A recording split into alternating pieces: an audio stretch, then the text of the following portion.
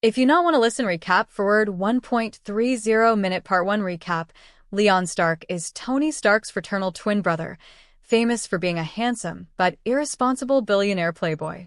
Unlike Tony, Leon initially has no interest in business or technology. His life changes dramatically after Tony is kidnapped by the Ten Rings.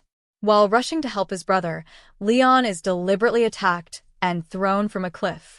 He is shot and his body is dumped into the ocean, but a mysterious daily sign-in system saves him. Leon discovers that he has received the Soldier Boy template, granting him immense strength, durability, and regeneration.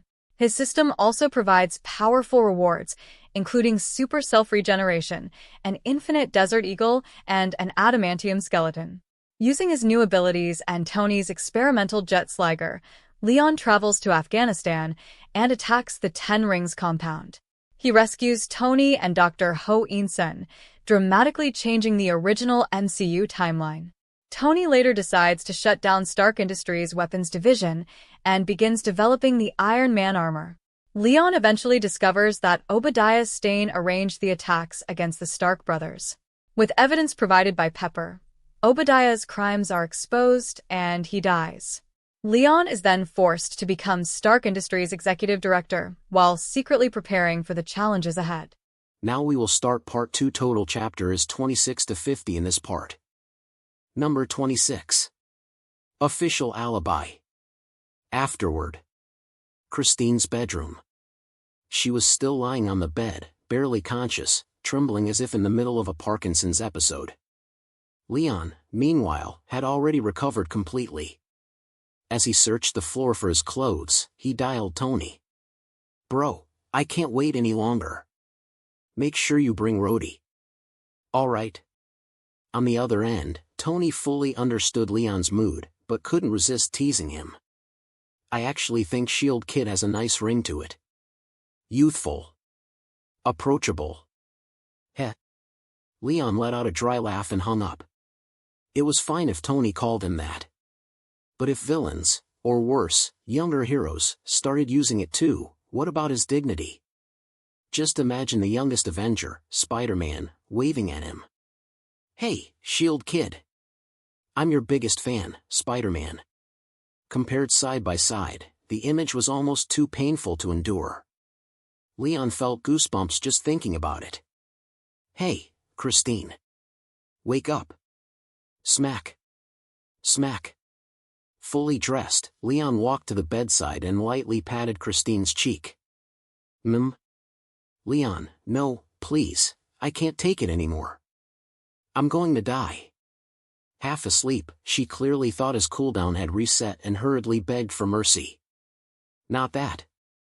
Leon sighed. "Tony and I are holding a press conference this afternoon to clarify our identities. Don't say I didn't give you advance notice." "What?" The instincts of a journalist kicked in instantly. Christine jolted upright, blonde hair disheveled and sticking to her flushed face, only to gasp in pain and collapse back onto the bed. Leon extended his palm. A warm, soft golden glow radiated from his hand and settled over her lower abdomen. She felt a gentle warmth spread through her body, and the discomfort eased almost immediately. "So that's your superpower?" Christine asked, cheeks faintly flushed. "I thought you were joking last time." "Oh? How heartbreaking. I gave you my sincerity, and you repaid me with doubt. Get out." Leon's mock-dramatic sigh earned him a swift kick under the covers. He took the hint and left. By afternoon, public opinion had thoroughly fermented online. Just like in the original timeline, netizens were captivated by the sleek Iron Man armor, speculating whether Iron Man was really Tony Stark. But on Leon's side, thanks to Christine's deliberate steering, the discourse was sharply polarized. Shield Kid? He's obviously just a knockoff of Captain America. Cap is the real deal. How dare you talk about my Leon like that? He's 10,000 times more handsome than your self-righteous Captain. Do you even believe that yourself? With that helmet on, he looks like a creep. Cops would probably arrest him on sight. Are you new to the internet? That's Leon Stark. Forget his family, his character, his private life, find me a man in America better looking than him and I'll concede. Image attached. Exactly. Please. If I looked like that, I'd gladly trade it for a mansion and a fleet of supercars. Listen to those beads clacking in your head. Trying to take everything and eat it too, huh? Leon Stark? Stark Industries is on the verge of collapse. He'll be a stray dog soon enough. Buddy, quick tip, throw away your phone and move to another state. Stark doesn't take slander lightly. Stark Industries is finished. Hammer Industries will lead the future of weapons manufacturing. Wow, at least try to hide that you're a Hammer shill. With Hammer's quality control? Fire 10 ex-wife missiles and maybe one explodes. Hold on, that's not how that works. Leon's hardcore fans dominated half the battlefield. The rest consisted of haters, curious onlookers, Captain America loyalists, and suspected Hammer Industries bots. Unbelievable. Every kind of lunatic crawling out of the woodwork. Leon tapped the Bluetooth earpiece in his right ear. RC. I'm here. Log every account that's slandering or maliciously defaming me. I'll pay each of them a personal visit. You're serious? There are quite a lot of them. Of course I'm serious. The internet isn't a lawless frontier. They think I can't trace them through a cable? In their dreams. With his current speed, it wouldn't even be that difficult. Besides, he wasn't Superman, the eternal Boy Scout. The fact that he wasn't vaporizing them with a heat beam like Homelander already proved how restrained he was being. New York. Manhattan Square. The press conference venue was packed. Between the stage and the crowd, a broad fan-shaped buffer zone had been cleared by burly security guards in black suits and ****. SES. Reporters were positioned along both sides of the empty area, ensuring clear sight lines for filming without blocking the center. Leon had specifically requested that open space. As for why? Backstage. When Leon arrived, Pepper was busy applying makeup to Tony, complaining the entire time. Sharon Carter, serving as Leon's executive secretary under her cover identity, stood quietly nearby. Every so often she glanced toward the entrance like someone waiting for her husband to return from war. The moment Leon appeared, her smile bloomed. She stepped forward, reaching to help him change into formal attire. No need to change. Just touch up the makeup. Yes, Mr. Stark. Dressed in a sleeveless black sheath dress, Sharon nodded obediently. Leon sat beside Tony on the sofa and let her work. Hey, S.H.I.E.L.D. kid.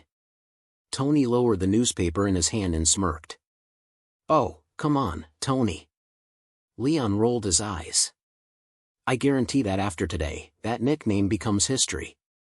Leon, Pepper cut in with a tight smile, I guarantee that if either of you sneak off for another little adventure like this one, I'm resigning. She had used that threat more than once. It was the only way to make the Stark brothers recognize the gravity of a situation. Tony, all right. Leon, you're the boss. The brothers shrugged in surrender, then exchanged a glance that clearly meant, we're absolutely doing it again. At that moment, Agent Phil Coulson of S.H.I.E.L.D. arrived unannounced. After a brief, meaningful glance toward Sharon, he handed each brother a printed script.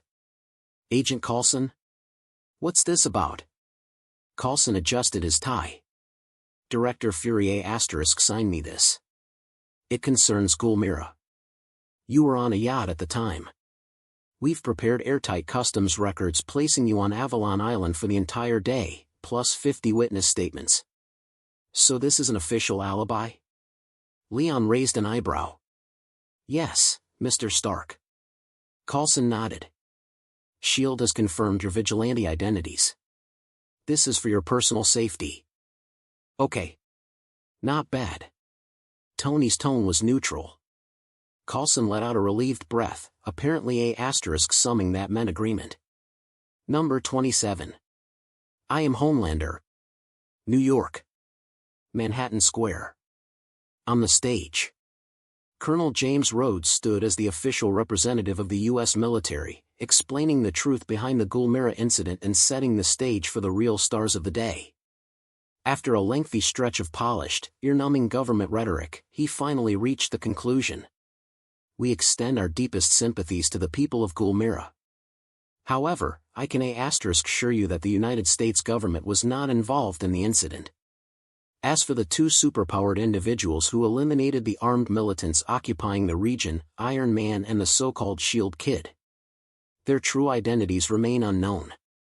However, due to the intense public speculation surrounding the Stark brothers, they will now deliver a statement. They will not be taking questions. Thank you. Rhodes stepped down and handed the stage over to Tony. When he noticed Leon wasn't beside him, a bad feeling crept up his spine. Where's Leon? He said he was nervous. Went to the restroom, Tony replied casually. At a time like this?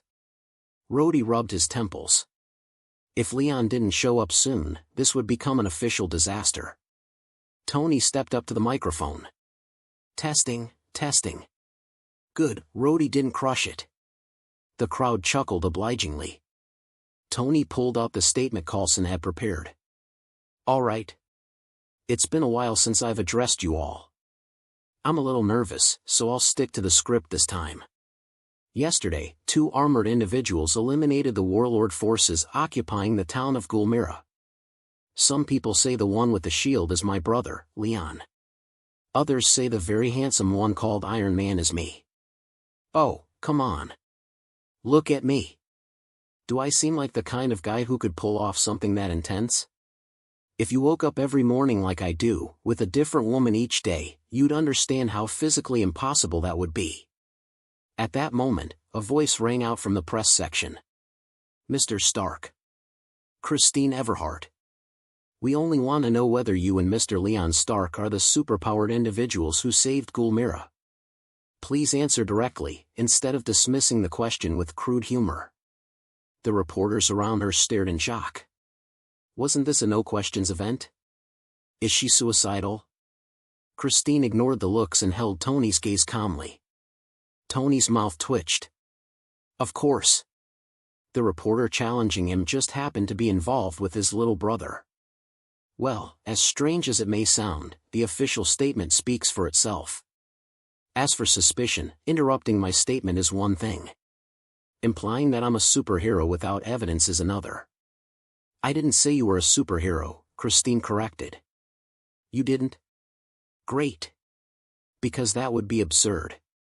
Tony smiled, but his eyes kept drifting toward the distant sky. Clearly, I'm not hero material. I have flaws. A lot of them. I've made mistakes. Plenty of those, too. Aside from the opening lines, Tony had completely abandoned the script. He was veering off track fast. Rhodey hurried back onto the stage. Stick to the script, he muttered. If you keep freelancing, S.H.I.E.L.D. is going to lose its mind. Okay. Tony agreed, though his gaze remained fixed on the sky. Then, a glimmer of gold. His lips curved upward. The truth is, I am Iron Man. Silence. Then chaos. Except for Christine, who remained perfectly composed, the press exploded into shouts and questions. But Tony raised a hand, calming them slightly. Then he pointed upward, toward the blazing sun. And let me say it again, I am Iron Man. And this is the truth you've been waiting for. The crowd followed his gesture. High in the sky, silhouetted against the sun, a radiant golden figure hovered effortlessly, defying gravity like a living god. A second sun. Then, boom. The figure descended. In a single breath, it shattered the sound barrier and crashed into the fan-shaped clearing at the center of the square, the space Leon had specifically ordered left open. A violent gust of wind swept outward. Marble tiles fractured in spiderweb patterns. The ground trembled. The light dimmed. Leon Stark stood revealed. He wore the soldier boy suit, but no helmet. His presence radiated overwhelming charisma, a lethal magnetism that silenced the entire square. For several seconds, no one remembered to breathe. Step. Step. Step. Leon walked steadily toward the podium. Tony stepped aside with a theatrical bow. A not-so-pleasant accident gave me the power I possess today, Leon began calmly. It turned me from a useless, idle playboy into what you now call a superhero. We were attacked. Just like Gulmira. Before I came on stage, certain people suggested Tony and I deliver the usual speech, safe, rehearsed lines about peace and assurance. But we chose not to. He leaned slightly toward the microphone. Do you know why? Why? The crowd shouted back in unison. Because I believe this power was given to me by God. He granted me strength, and with it, the responsibility to protect. So Tony and I went to Gulmira. We hunted down the demons who spread war and terror, and we ended them. Anyone who seeks to stain this beautiful world, anyone who harms innocent people, is my enemy. No matter where they hide, I will bring them judgment. God's judgment. That is my conviction. I will do what I can. I will do what I must. I will do what is right. A real man, a real hero, does not hide in the shadows. He stands in the light, and lets his strength and justice shine across the world. Wasn't I chosen to protect you? To defend our homes, our nation, this planet, wasn't that the mission entrusted to me? But even with this power, I have never forgotten who I am. It was my homeland that raised me. Past, present, and future, I will carry loyalty to my homeland in my heart. He raised his voice. So remember my name. I am Homelander. And you, my friends, are the real heroes. For a moment. Silence. Then. Homelander. Homelander. Homelander. The chant surged through Manhattan Square like a tidal wave. From this day forward, there was no more Shield Kid. Only Homelander.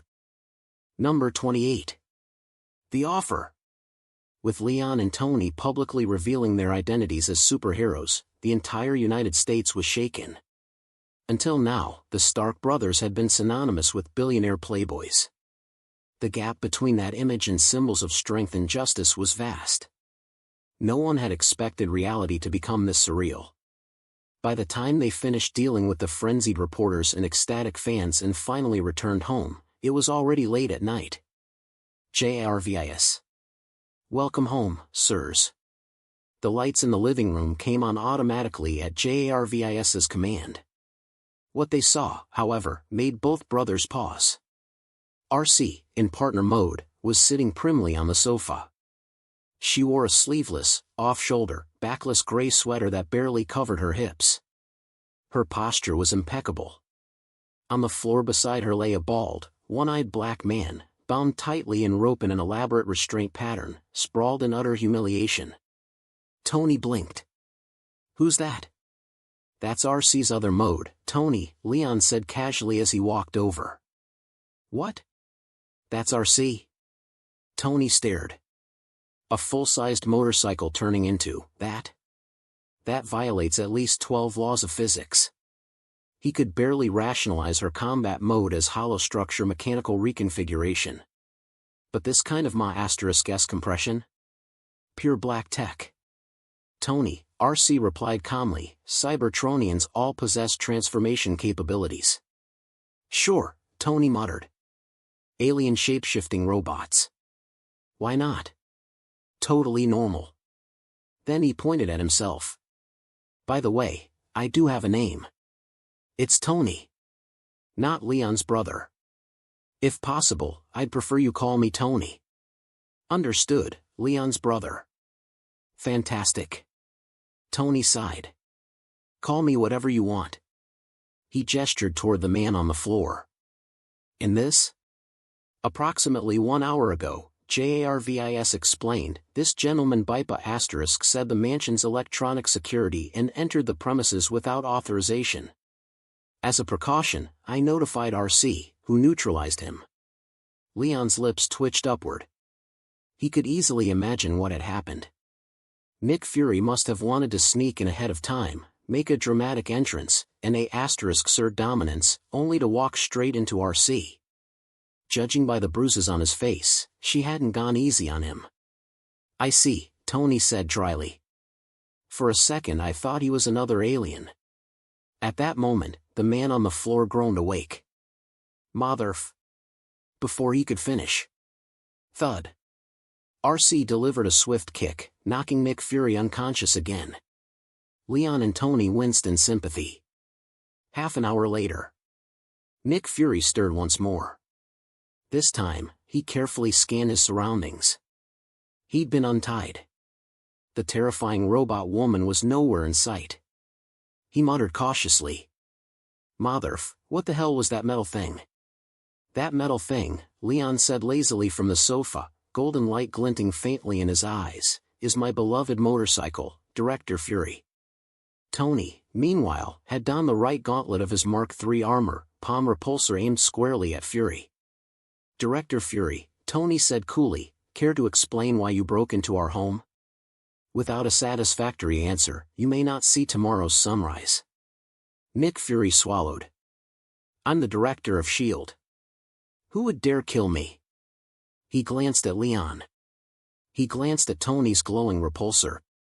"I'm director of S.H.I.E.L.D., Nick Fury," he said stiffly. "This is a misunderstanding. I'm actually one of the good guys." He even forced a friendly grin, revealing the gap in his teeth. The brothers exchanged a look.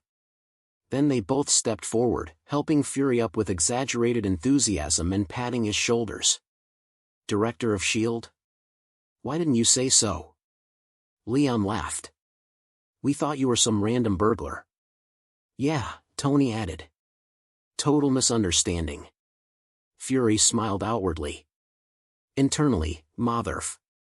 Once the tension settled, the conversation shifted. "I am Iron Man, I am Homelander," Fury said evenly. "Sounds impressive. But do you really think you're the only superpowered individuals in the world?" "No, gentlemen. There are others. You just don't know about them yet." "Sounds dramatic," Leon replied flatly. Tony leaned back. "Even if that's true, where are they? All these years, aside from Captain America, Steve Rogers, whom my father helped bring into existence, I haven't seen any so-called superheroes step forward. If they've been hiding in the shadows this whole time, what does that make them? Heroes? Or cowards?" Leon chuckled. "Super cowards." Fury stiffened. His strongest set, Captain Marvel, was off-world. Not deployable unless Earth faced extinction-level danger. As for active personnel? Hawkeye. Black Widow. Skilled operatives, but not headline-level powerhouses. Which was precisely why he was here. "I'm initiating a superhero initiative," Fury admitted. "And I need people like you." "A team of superheroes?" Tony raised a brow. "It better have a name." "It does," Fury said. "The Avengers." Tony gave a low whistle. "That's not bad." "Leon?" Leon crossed his arms. "I'll lend you our reputation. But I lead. And I operate with full autonomy. Agree to that, and I'm in. Otherwise, I'll build my own team." He smiled faintly. "Maybe call it the Justice League." Tony snorted. Fury fell silent.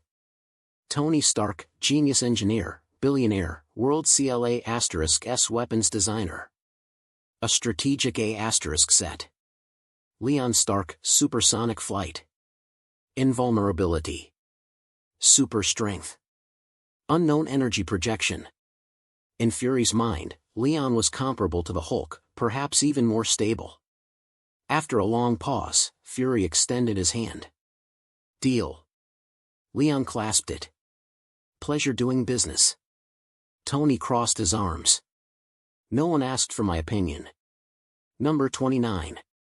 "Leon, let me take a look." Before leaving, Nick Fury suddenly seemed to remember something. He pulled 2 photographs from inside his coat and handed them to Leon. Leon glanced at them.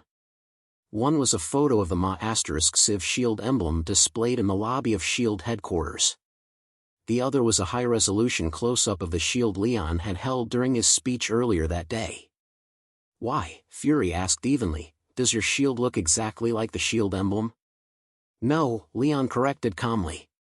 "You've got the causality backwards. The real question is, why does shield's emblem look exactly like my shield?" A flash of golden light flickered in his palm.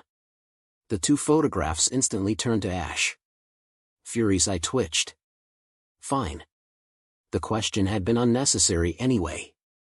Most likely it traced back to Howard Stark. After all, the Stark brothers didn't know.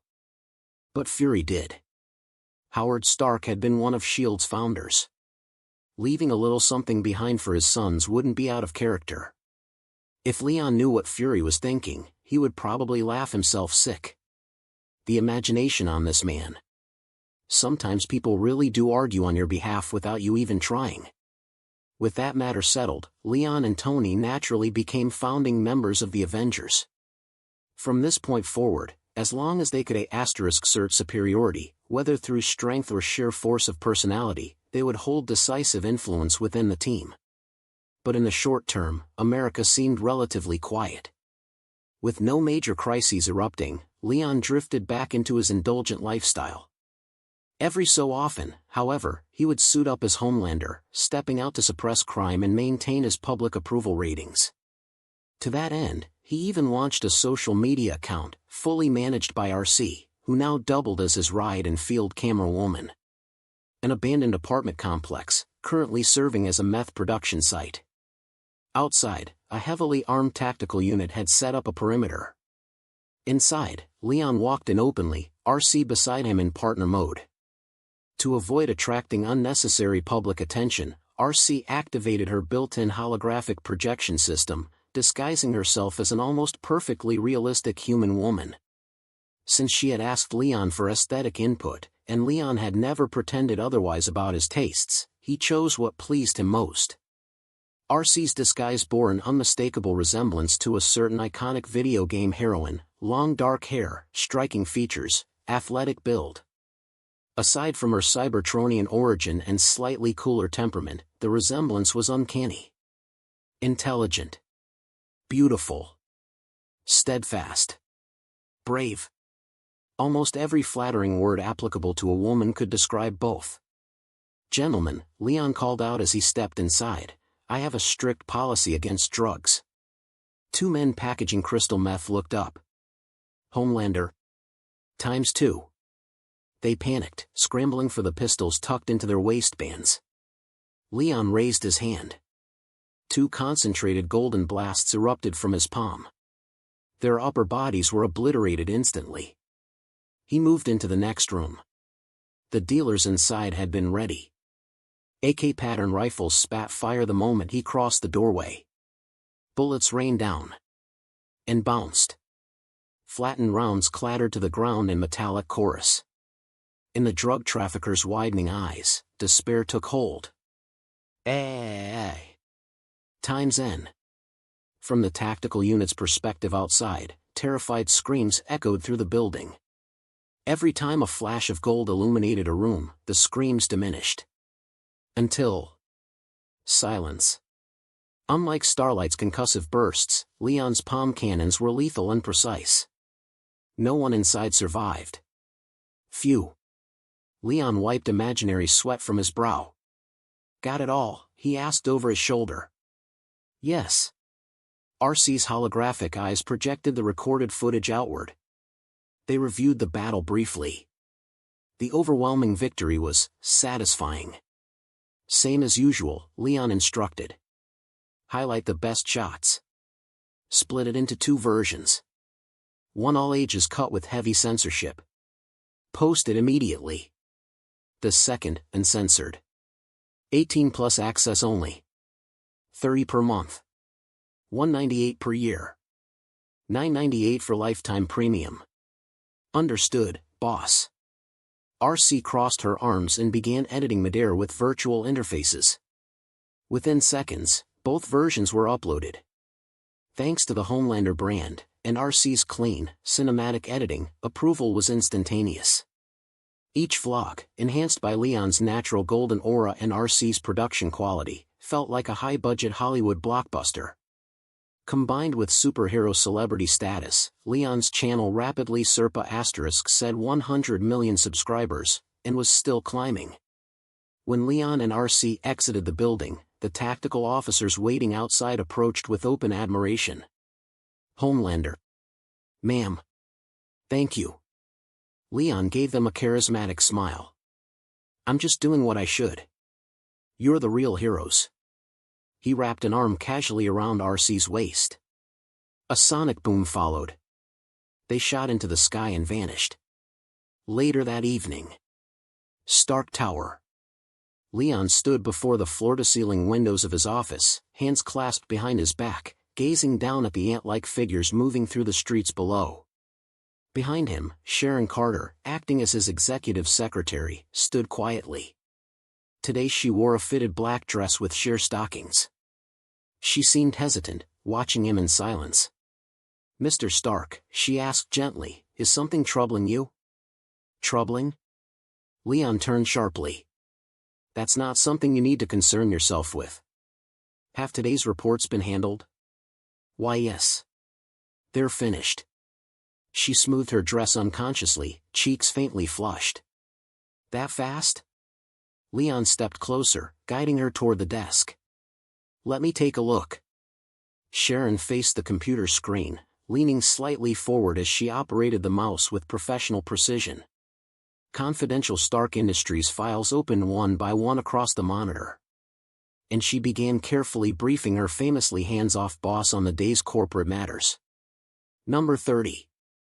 Leon's little fangirl. One of the company's primary revenue streams, the weapons division, has now been completely phased out.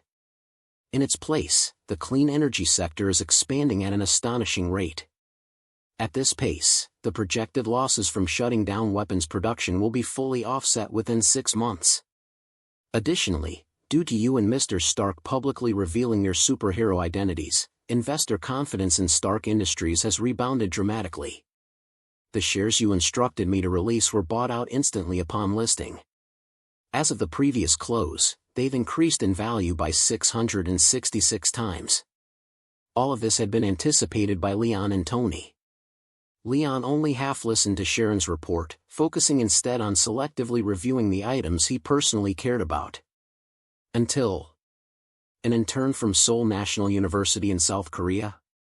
Leon's hand paused. What's her name? Dr. Helen Cho. Sharon replied, her tone slightly subdued. Leon's eyes flickered. So it really was her. For a brief moment, he committed the universal sin of men everywhere, wanting both what was already in hand and what lay elsewhere. So Helen Cho had already entered Stark Industries at this point in the timeline.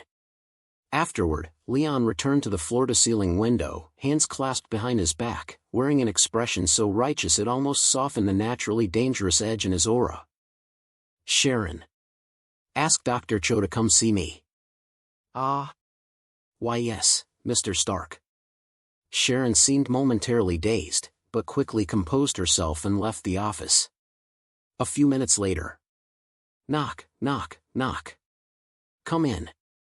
Good afternoon, Mr. Stark. I'm Helen Cho, an intern with the R&D division. Leon turned around. He studied her with open interest. She wore a modest, light-colored dress that traced her slender yet striking figure. Long, elegant legs were wrapped in understated cream stockings.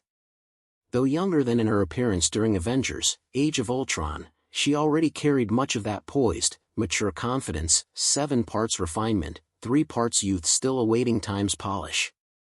Unlike Sharon, whose career path had benefited from S.H.I.E.L.D.'s backing, Helen Cho was a legitimate PhD in cellular biology.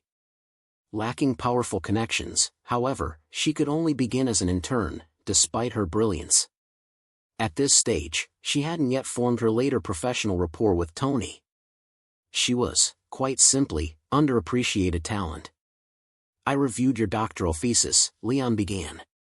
the feasibility of bio-nanotechnology in cellular tissue regeneration. You proposed something called the regeneration cradle. Even as a non-specialist, I can see its enormous potential. Why hasn't it been approved for development? Helen lowered her gaze slightly. I submitted the proposal. Dr. Ainson was unavailable at the time, so I approached Mr. Stark directly. He told me powered armor represented humanity's future. That biological nanotechnology from an intern sounded unrealistic. Leon clicked his tongue softly. That did sound like something Tony might say, if he had been distracted. Helen, Leon said gently, I owe you an apology on Tony's behalf. He was almost certainly immersed in armor development at the time. When he's focused, everything else disappears from his awareness. You know how he is.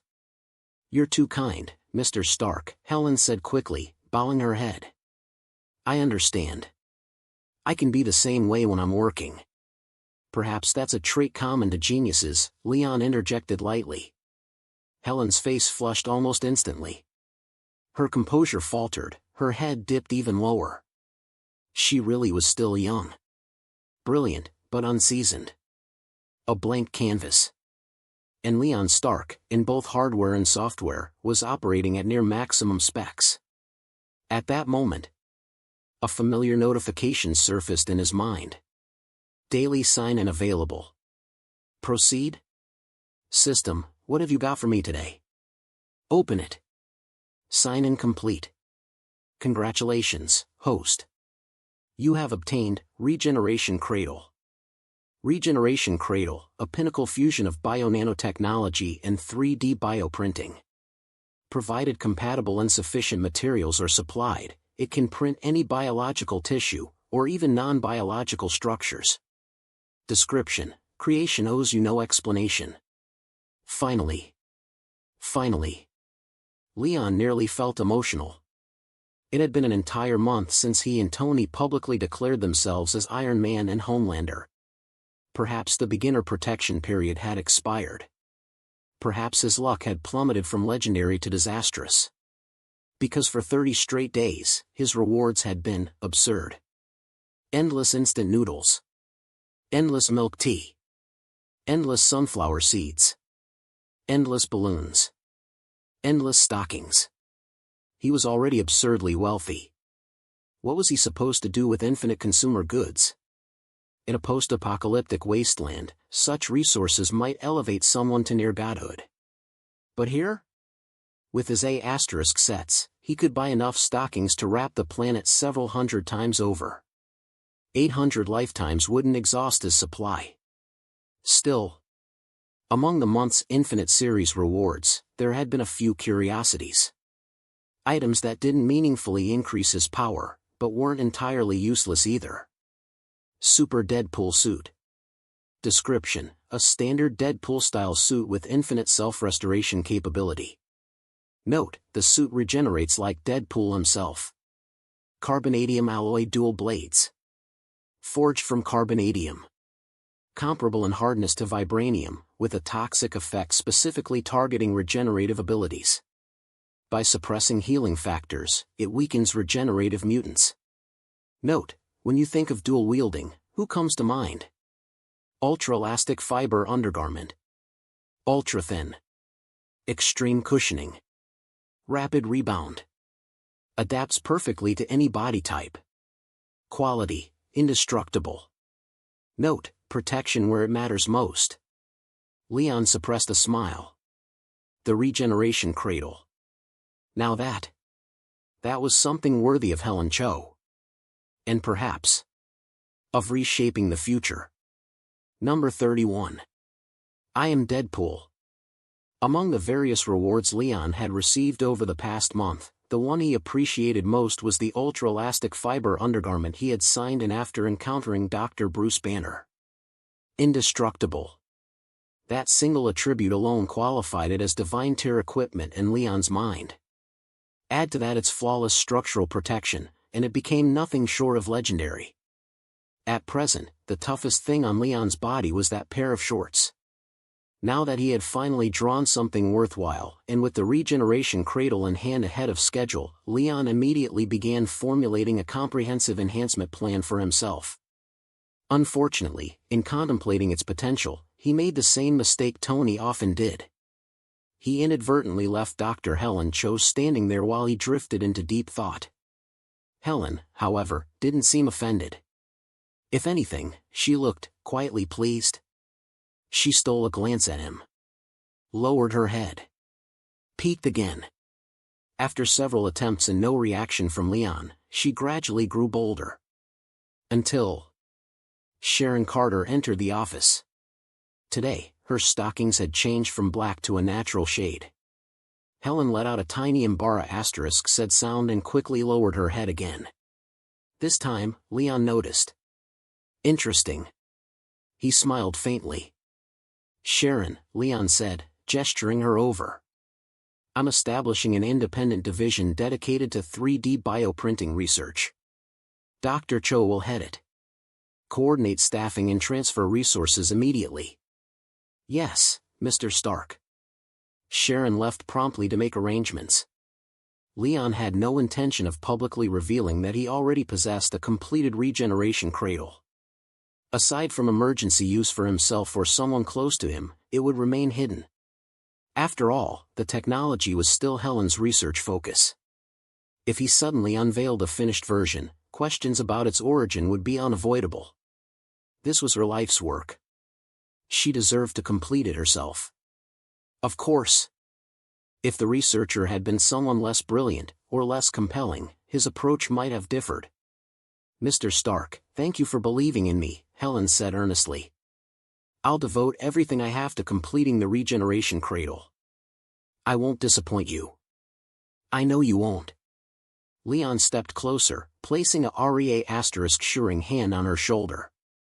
Then he leaned slightly nearer and lowered his voice. If you need anything at all, come to me directly.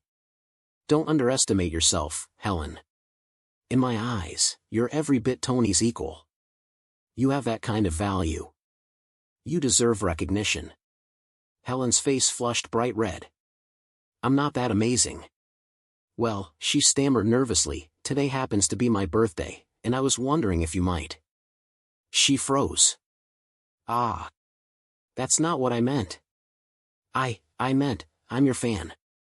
Could I get your autograph? Flustered, she hurriedly produced a photo of Leon in his soldier boy suit, his Homelander persona, and held it out with both hands. Of course. Leon signed it smoothly. Helen bowed repeatedly and made a hasty retreat, practically teleporting out of the room in *** meant. Ah, youth, Leon murmured with a faint smile. After a moment, his expression shifted. Time for business. RC, he said quietly. How far are we from South Sudan?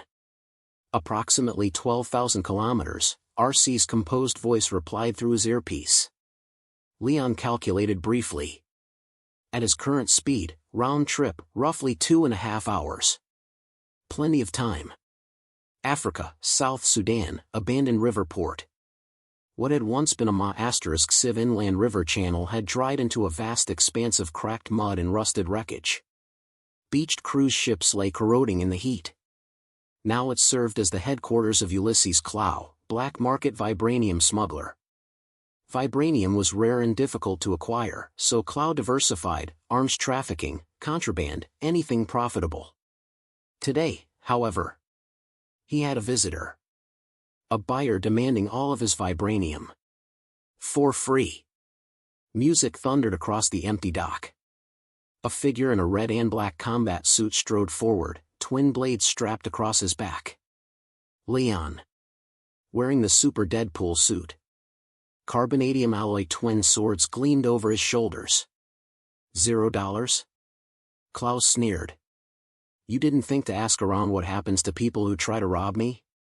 Leon shifted into an exaggerated pigeon-toed stance, swaying dramatically. Oh, I'm so scared. His voice dripped with mockery. Klaus, I twitched. He's unarmed. Take him alive. I'll deal with this clown personally. His men charged, knives, knuckle dusters, spiked bats. Leon allowed himself to be swallowed by the crowd. Then, starburst stream. Blades flashed. The abandoned ship trembled. Limbs scattered outward in a brutal arc. Each strike felled multiple men. It wasn't a fight. It was slaughter. Someone tried to fire a weapon.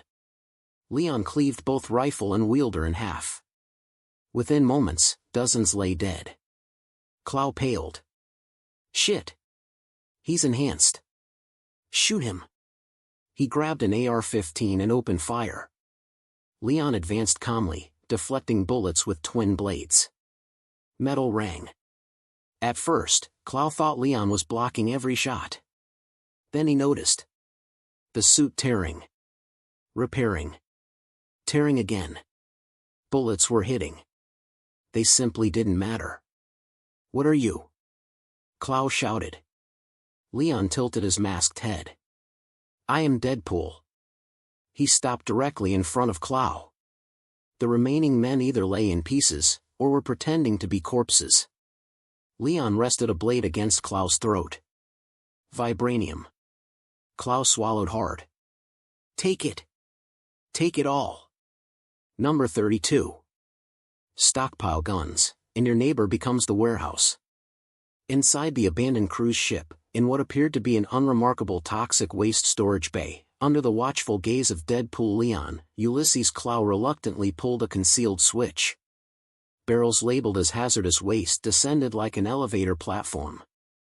In their place rose 13 sealed containers of raw vibranium. These are the most expensive materials I've ever sourced, Clow said bitterly. Conservatively worth billions. The foundation of my empire.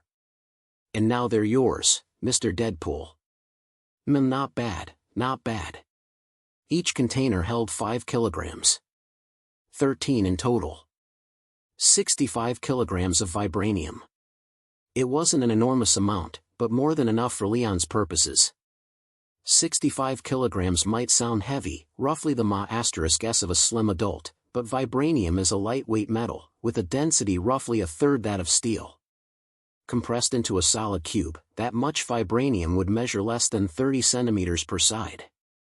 After stuffing the containers into a reinforced sack, Leon patted Clow on the shoulder. Hey! Don't look so depressed.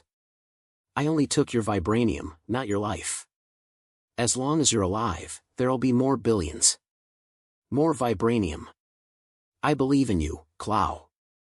You're the best. His tone was so sincere it was almost convincing. Much appreciated. Mr. Deadpool, Clow replied with a strained smile. Once Leon left, Clow's expression collapsed. He kicked at the bodies scattered across the deck. Stop pretending. Get up. He's gone. No one moved. Then, one corpse raised a hand weakly. Boss, he's actually dead. I'm the one still alive. Shut up. Clow kicked him back down. Atlantic coast, West Africa. Leon rendezvoused with RC, who had been waiting beneath the ocean surface. Under her mildly exasperated gaze, he stripped down to nothing but his indestructible elastic undergarment, swapped out the Super Deadpool suit, and changed back into the soldier boy outfit. Enveloping RC's motorcycle form within his biofield, he accelerated, Mach 10. The Deadpool persona would remain reserved for operations requiring plausible deniability. When dirty work needed doing, Deadpool would take the blame. Why didn't you eliminate him entirely? RC asked. Leon smacked her lightly on the rear fender. You know me well. Clow is more valuable alive. Let him gather vibranium. Let him smuggle. Let him stockpile. And when the time was right, Leon would collect. As the saying goes, if your neighbor stocks grain, you stock guns. And your neighbor becomes your warehouse. Eventually, when Wakanda's vibranium reserves entered Leon's reach, Clow would become irrelevant. Manhattan, New York, dusk. Helen Cho walked alone down the street, glancing back repeatedly at Stark Tower. She was troubled. Determined to live up to Leon's expectations, she had volunteered to work overtime on the regeneration cradle project, only to be firmly sent home by Sharon Carter. Orders from Mr. Stark, Sharon had said. Excessive overtime isn't healthy. Helen sighed. She had even worried whether further development might become inconvenient in daily life. Distracted, she bought milk tea to ease her nerves. Suddenly, a disheveled man wielding a knife sprinted down the sidewalk toward her. Behind him, a young patrol officer gave chase with a taser drawn. "Move! Get out of the way! I'll stab anyone blocking me!" "Stop running," the officer shouted. "I'll shoot." The man had been arrested for meth possession and fled while the officer called for backup. Under normal protocol, lethal force would have been justified. But the officer hesitated. He hoped to subdue without killing. "Helen! Move," he warned. But she froze. The man slammed into her, knocking her to the ground. "Damn it!" He stumbled too. Seeing the officer draw his firearm, he changed tactics, grabbing Helen and pressing the knife to her throat. "Drop the gun! Shoot and I kill her." A thin line of blood formed along her neck. The officer held steady, but couldn't risk it. Bystanders gathered. Panic mounted. "Leon," Helen whispered through tears. Above, a sonic crack split the air. Leon descended like a meteor. Before the attacker could react, Leon crushed his wrist, bone and blade shattering together. The knife clattered away. The man screamed. Helen surged into Leon's arms, sobbing. "It's all right," Leon said softly, holding her. "You're safe." Then his expression changed. Cold. Final. To the officer, he smiled. "You did well. You're the real hero." Then he turned to the crowd. "This man has a timed explosive implanted in his body. 9 seconds until detonation. Clear the area immediately." Panic erupted. The crowd scattered. The attacker blinked in confusion. Explosive? Before he could speak, Leon hurled him skyward. A fully charged golden blast followed.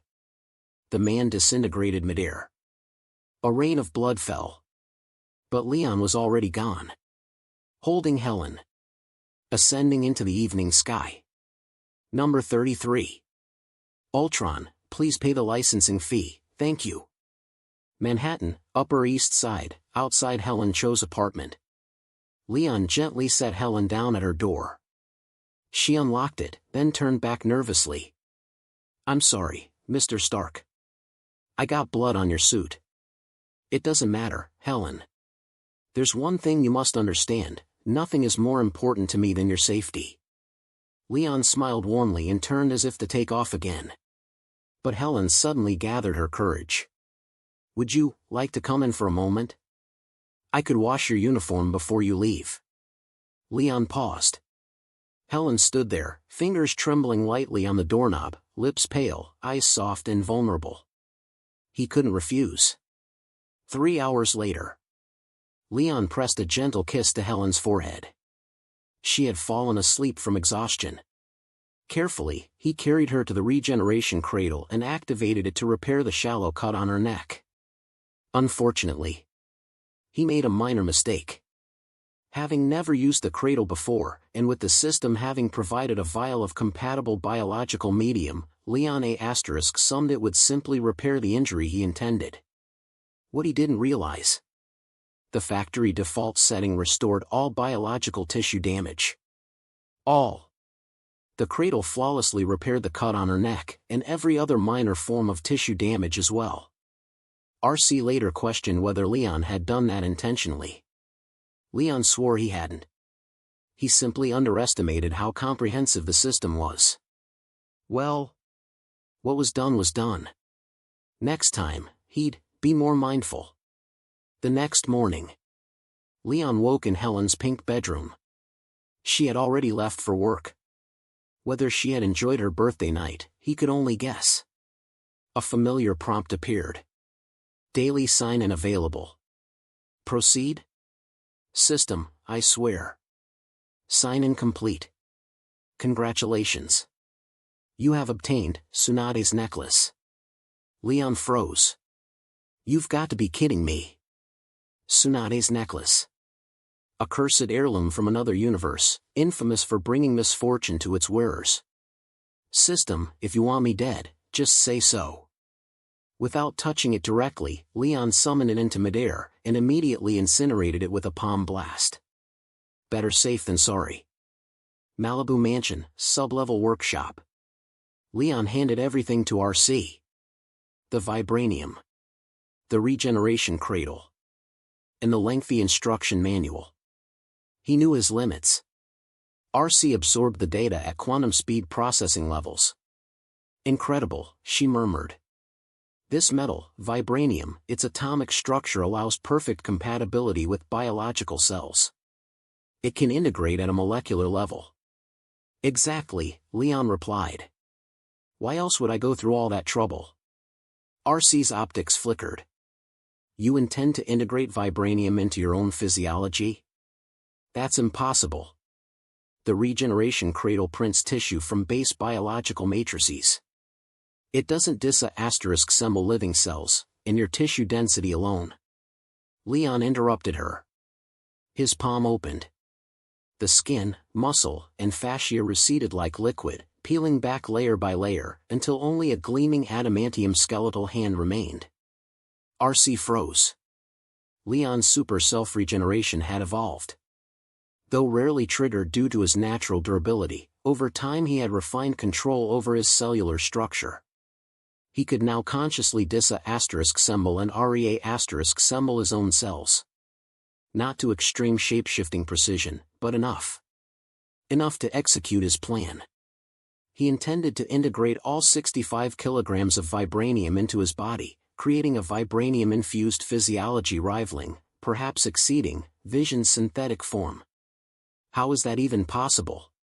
RC whispered. Leon restored his hand effortlessly. Darling, he said lightly, tapping her cheek casing, there's a lot I can do. He briefly examined the internal mechanical framework beneath her synthetic shell. Gold titanium alloy. Durable, but inflexible.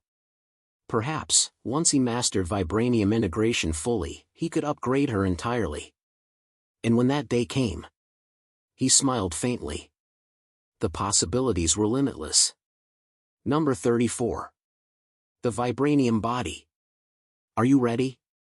RC looked at Leon, who lay completely naked inside what looked like a coffin, no, the regeneration cradle, and reminded him, if we're going to bond every cell in your body, except your adamantium skeleton, with vibranium at the atomic level, it will take approximately 2.5 hours. During that time, you must remain fully conscious. It will feel like countless ants crawling, biting, and tearing at you, an unbearable mix of itching and agony. No anesthetic can suppress this kind of pain. If you're having second thoughts, now's your last chance. To be honest, given what she knew of Leon, RC wasn't confident he could endure it. He had grown up privileged, indulged in comfort and pleasure. The confidence and composure he displayed were built upon his extraordinary background and overwhelming power. Strip that away, and his willpower might not even compare to an ordinary laborer. However, Leon's reply surprised her. Only at this moment did she feel she truly understood the man named Leon Stark. How painful can endurance really be? Leon chuckled lightly. There was no hesitation in his eyes. Regret hurts more, especially when you're too weak to protect the people you love. If I'm going to grow stronger, I'll seize every opportunity now. RC, I will become your eternally indestructible partner. I promise you. So, begin. Leon closed his eyes and waited for the vibranium infusion. If you break that promise, I'll dig you out of your grave myself. RC murmured the words so quietly only she could hear. Then, she pressed the activation key on the regeneration cradle's main console. The full cellular, vibranium atomic bonding process began instantly. Grah! The very moment it started, Leon roared in agony. The pain was no less than when he fused with the adamantium skeleton, but this time it was worse. An unbearable, maddening itch layered atop the suffering. And he had to remain conscious. Not only endure the pain, but actively control his body, assembling tissue down to individual cells and guiding their atomic bonding with vibranium. This was self-inflicted vivisection. How could a single word like pain possibly describe it? When Leon first thought about giving up, he forced himself to ask, how much longer? RC's reply nearly shattered him. We've barely started. 3 minutes. What? 3 minutes? It feels like a year. Leon's composure cracked instantly. For a split second, he even regretted not trying to borrow the time stone from the Ancient One, even if the chances were slim. He stopped asking about the time. Stopped torturing himself with it. Focused only on enduring. On bonding. On surviving. Time crawled. His subjective perception crawled even slower. Gradually, he began to feel numb. His body's self-preservation instincts were activating. But that was dangerous. He could not lose control now. So he did something insane. He deliberately clung to the pain. Amplified it. Forced his nerves to stay active. Forced his brain to remain awake. He would not fall. Not yet. 1 hour. 2 hours. 5 minutes remaining. 30 seconds. 10. 9. 8. 7. 6. 5. 4. 3. 2. 1. Boom. The final countdown left RC's lips.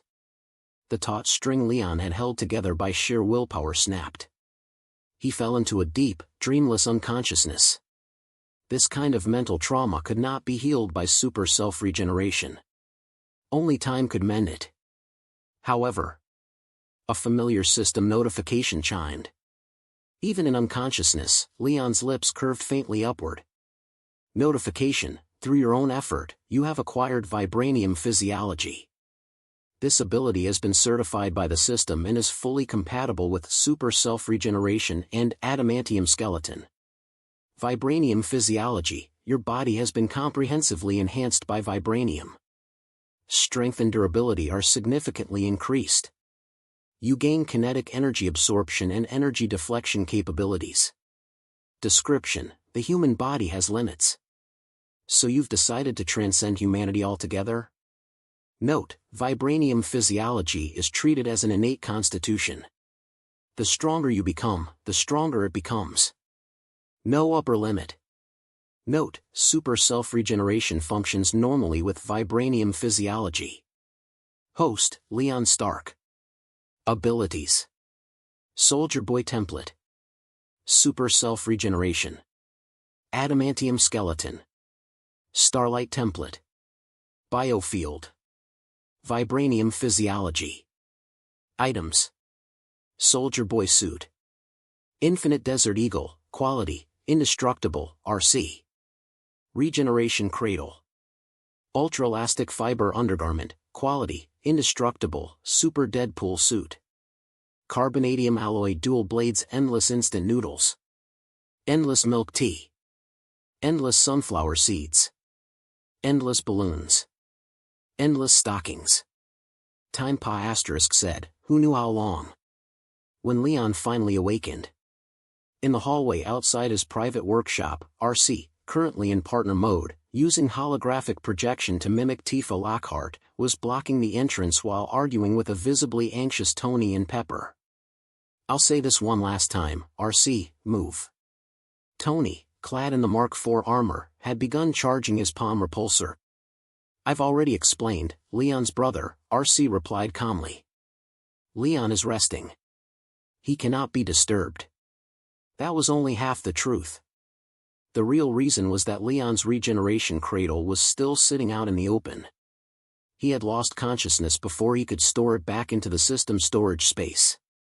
And Leon had given strict instructions, until Dr. Helen Cho officially developed her own regeneration cradle, the existence of his must not be revealed. Not even to Tony. Unless absolutely necessary. Therefore, RC had faithfully carried out Leon's last will, refusing entry to anyone during his unconsciousness. Even Tony. Even Pepper. RC, I know you and Leon are close. I trust you'd never hurt him, Pepper said, her voice trembling with tears. But he's been in there for too long. We're his family. We just want to make sure he's really resting. A flicker of hesitation crossed RC's eyes. But this situation did not meet the threshold of necessary. She could not betray Leon's trust. I'm worried about him too, she said softly. But you cannot go in. So that's a no? Tony stepped forward. Pepper, stand back. Number 35. Misunderstanding cleared, a terrifyingly powerful Leon. With Leon's safety, perhaps even his life, uncertain, Tony's anxiety reached its limit. He refused to sit idle any longer and fired a fully charged repulsor blast at RC. VRR. RC raised her arm to block the beam.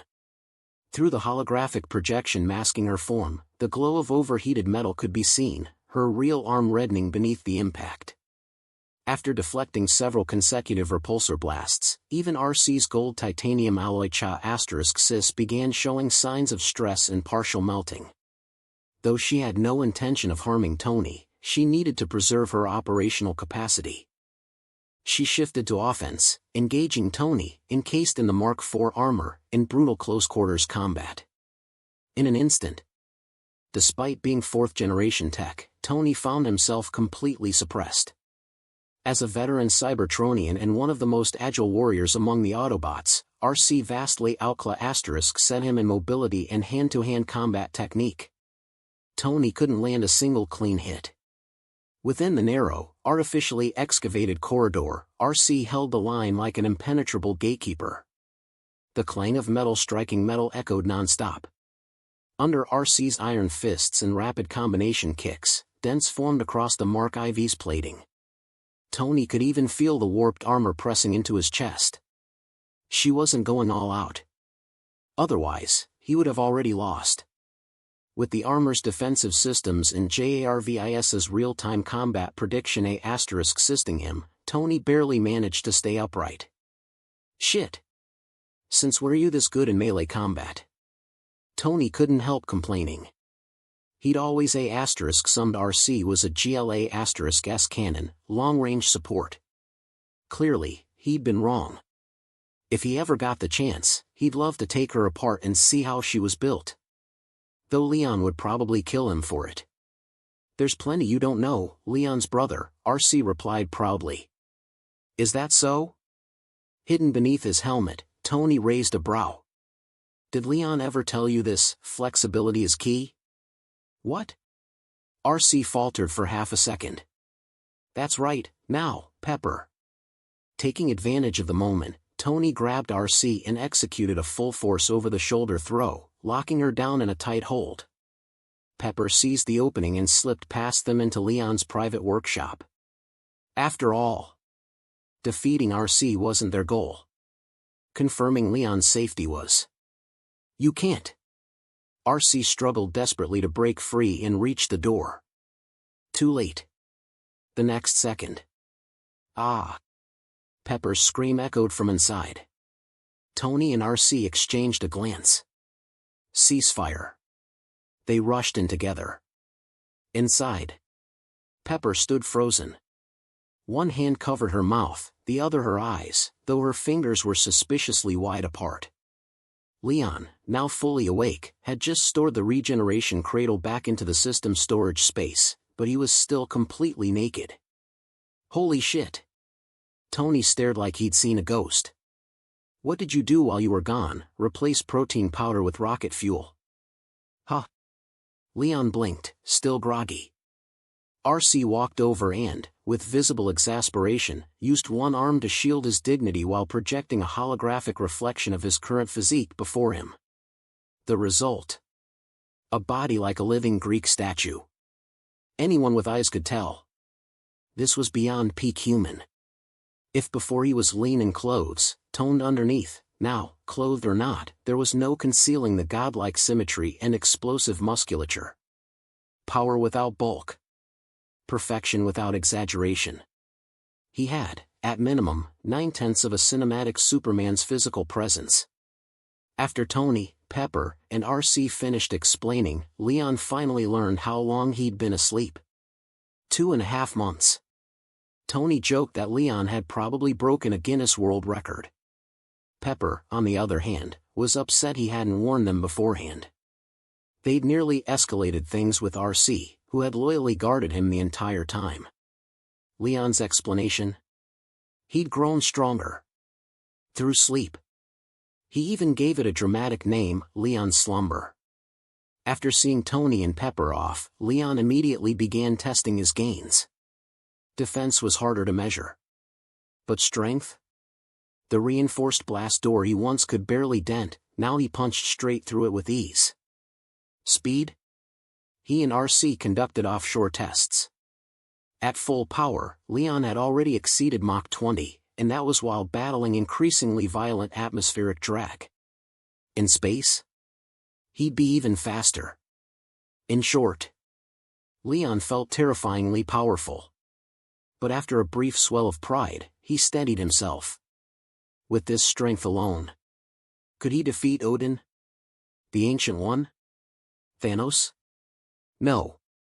He silently recited his personal mantra, I examine myself thrice daily, I am handsome. I am rich. I am not yet strong. Stabilized. Grounded. Then, a far more pressing issue hit him. Forgetting the Homelander persona, he had just started a relationship with Dr. Helen Cho. And then vanished for 2.5 months. That innocent genius wouldn't have taken that well. RC, did Helen come looking for me? Yes, RC replied. I turned her away in your name. What? Leon's eye twitched. What else was I supposed to do? I couldn't leave this place. She was calm the first month. I used your account to message her. Things were fine. But after repeatedly refusing to meet, she grew distant in the second month. The last half month? Not a single message. Pretty sure she blocked you. RC crossed her arms, faintly smug. Great. What had been a warm, caring relationship was now leaking cold air from every seam. Leon sighed. Damage control was urgent. Not just because she mattered, but because she was his first. That counted. Oh, and one more thing, RC added. I maintained Homelander's public activity for you. Don't go outside and say something idiotic like I've missed you all for 2.5 months. Wow. RC, I love you. Leon threw an arm around her waist and planted an exaggerated kiss on the holographic cheek of her Tifa projection. How did you even pull that off? RC pried his hand off with regal disdain and wiped her cheek dramatically. She tapped a finger against her temple. Use your brain. Number 36. The Boys World Travel Card. Am I right now? It's not that you become a hero and then earn recognition, it's recognition that makes you a hero. Obadiah the Ironmonger, who knows nothing of love, don't underestimate the bond between brothers. In the name of Homelander, Leon Stark. In the name of Iron Man, Tony Stark. We deliver justice upon you. Take this. Our burning hot combo technique, the Armstrong Cyclone Jet Armstrong Cannon. On the Ma *Civ GLA *S facade screen covering one side of Stark Tower, the scene played in explosive IMAX glory. Iron Man, wearing the Mark III armor, fired his chest-mounted uni-beam at full power toward Homelander Leon, who stood braced behind his shield in a Soldier Boy suit.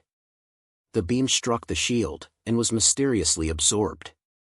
Leon then pressed the shield against his own chest, spread his arms, and unleashed a super-amplified chest beam, instantly obliterating Obadiah Stane's Ironmonger armor in a single blast.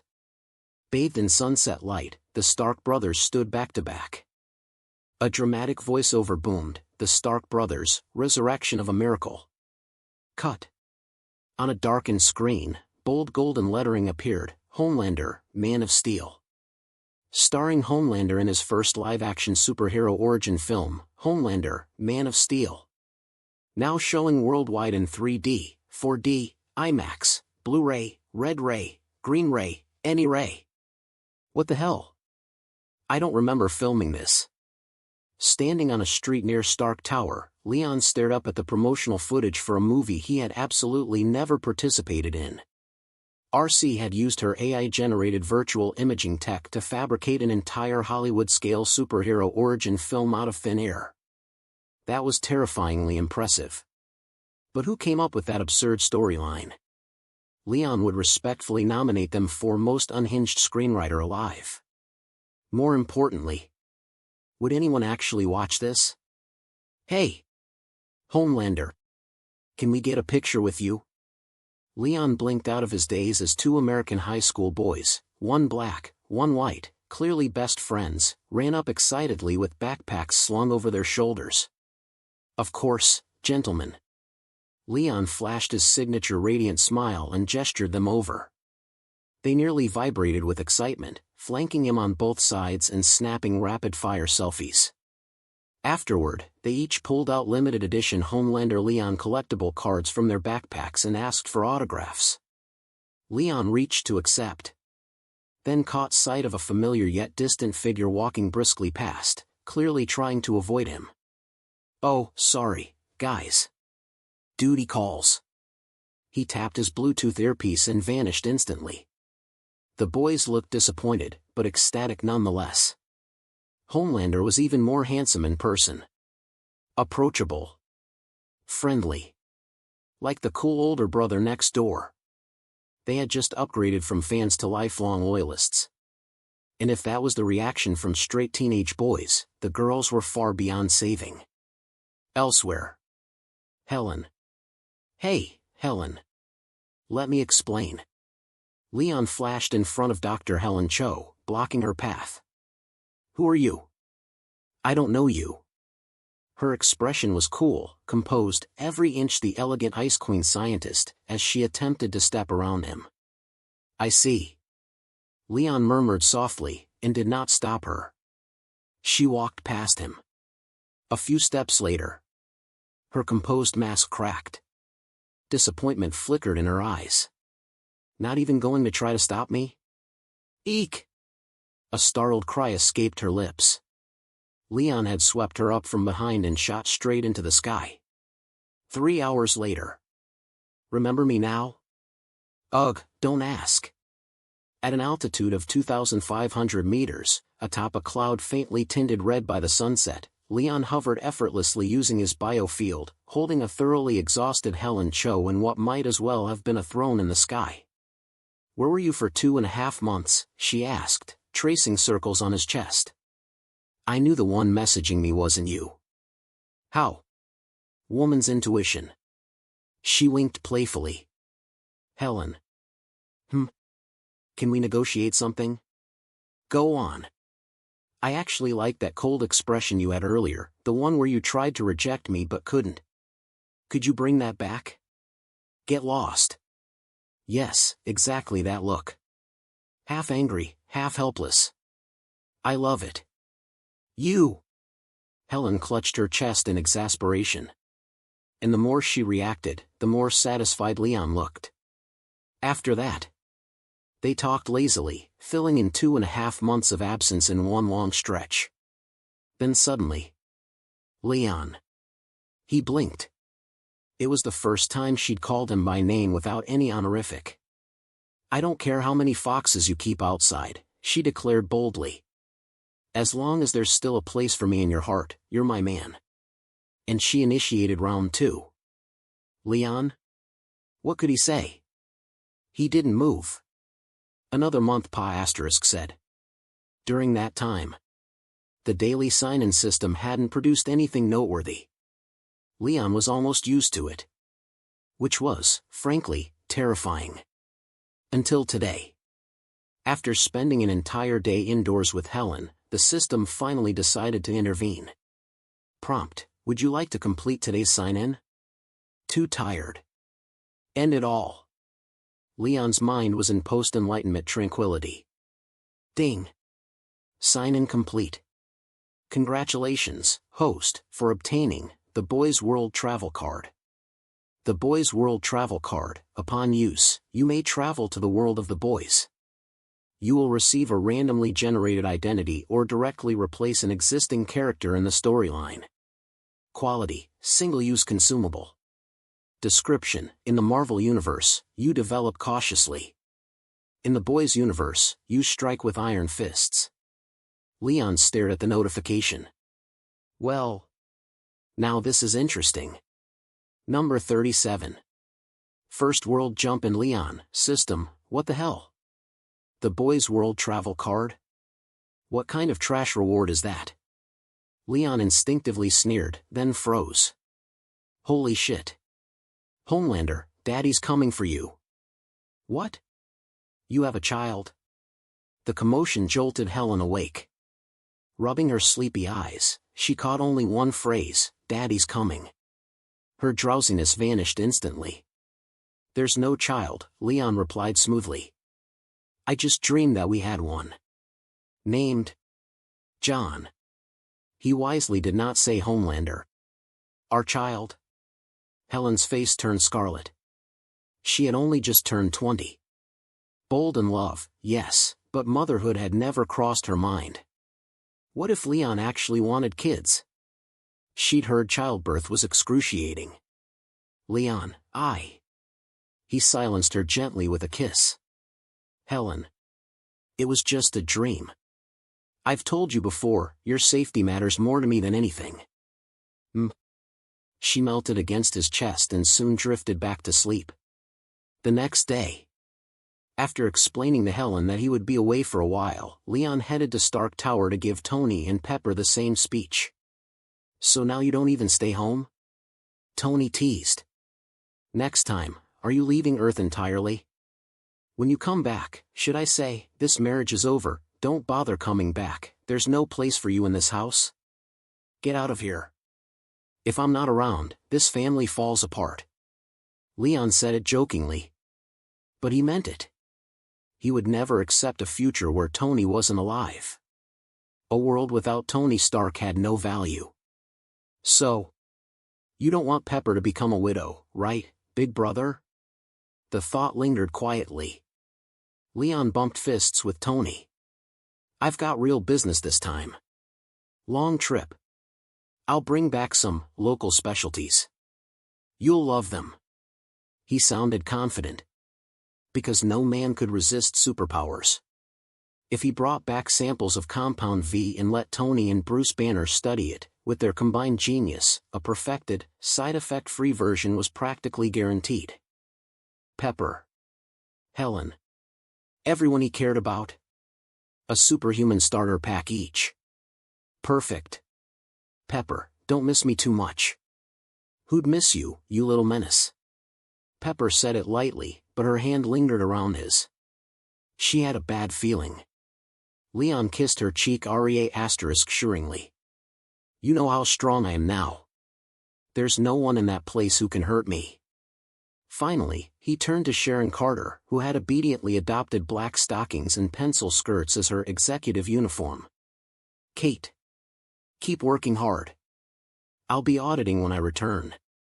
I will, Mr. Leon, she replied elegantly. Everything will be perfectly arranged for your inspection. After finishing all arrangements, Leon rose slowly into the sky under their watchful eyes. Then, a lateral burst of speed. Gone. Deep beneath the Pacific Ocean. The place where he had once nearly died. No light. No sound. Only crushing darkness.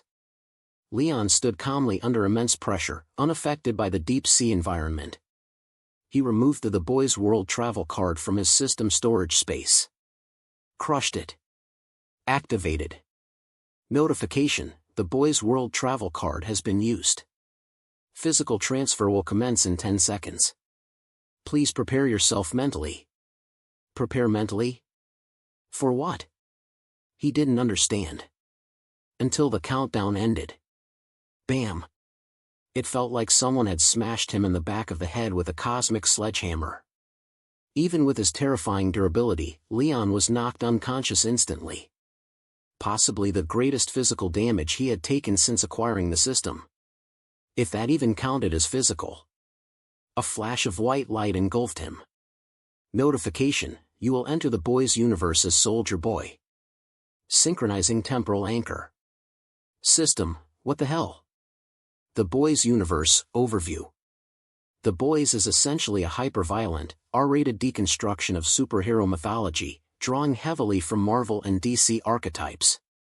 Decades ago, Vought International created Compound V, a serum capable of artificially producing superpowered individuals. As a result, this world became one where superhumans and civilians coexist. At the top of the hierarchy stands Vought's premier superhero team, the Seven. Publicly, they serve as government-affiliated vigilantes. Privately, they are marketed as global celebrity idols. But beneath their shining image, they are deeply corrupt. Compound V not only grants powers, it amplifies desire. Ego. Cruelty. Vice. Whenever members of the Seven cause catastrophic incidents, Vought steps in to clean up the mess. Because the Seven generate immeasurable profit. They cannot fall. Heroes may die gloriously. But they may never be exposed. There is no scandal. Only martyrdom. Until a train, high on Compound V enhanced adrenaline, accidentally ran through Robin Ward, girlfriend of Huey Campbell, leaving behind only her hands. Vought's public relations machine issued apologies. Huey saw only hypocrisy. And into that anger stepped a man named Billy Butcher. Thus begins the story of the Boys. Number 38. So this is the Boys universe? Billy Butcher appeared ruthless, merciless when dealing with Supes. But beneath that brutality was a man thoroughly humiliated. Because the one who had cuckolded him was none other than Homelander, the apex of the Seven and the most powerful Supe alive. Homelander had coerced Butcher's wife by threatening Butcher's life. Worse. He got her pregnant. One shot. A natural-born Supe son. The irony was savage. Driven by the fury of "you stole my wife," Butcher assembled a mixed team of civilians and Supes, the Boys. Their ultimate goal: kill Homelander. But Homelander was too powerful. The gap between them was obscene. The Boys fought. Lost. Fought again. Lost again. Until Butcher uncovered rumors of a long-buried weapon once tied to the former Payback team, something that might stand against Homelander. They tracked it down. In modern-day Russia. With assistance from Queen Maeve's supply of temporary Compound V, Butcher and Huey Campbell, now temporarily enhanced Supes, led Mother's Milk, Frenchie, and Kimiko into the facility. An old, dim laboratory, frozen in Soviet-era design. When Butcher tore open the rusted coffin-like containment pod, he didn't find a weapon. He found... holy shit. Soldier Boy? He's alive? Butcher, Huey, Mother's Milk, and Frenchie all stared in disbelief. Only Kimiko tilted her head curiously, examining the absurdly handsome man inside. Hey, bro. I'm alive. Surprised? Leon, currently inhabiting Soldier Boy's identity, stepped out wearing nothing but his ultra-elastic fiber undergarment. His body looked sculpted from marble. Intimidating. Perfect. I'm Soldier Boy. Who the hell could kill me? You? Or you? Bunch of pathetic weaklings. He glanced down at himself. Do you not see I'm naked? He locked onto Butcher's black leather coat. That one's mine. Hey, easy, mate, Butcher raised both hands while backing up. There are uniforms on the corpses. Take one of those. Leon closed the distance instantly. Grabbed Butcher by the collar. Lifted him one-handed into the air. I want this one. The atmosphere snapped tight. Huey teleported in a flash, arriving beside Leon, completely naked as usual. Let him go. He grabbed Leon's arm, trying to pry it loose. Don't provoke him. Butcher barked, but too late. Oh? Leon glanced sideways at Huey, amused.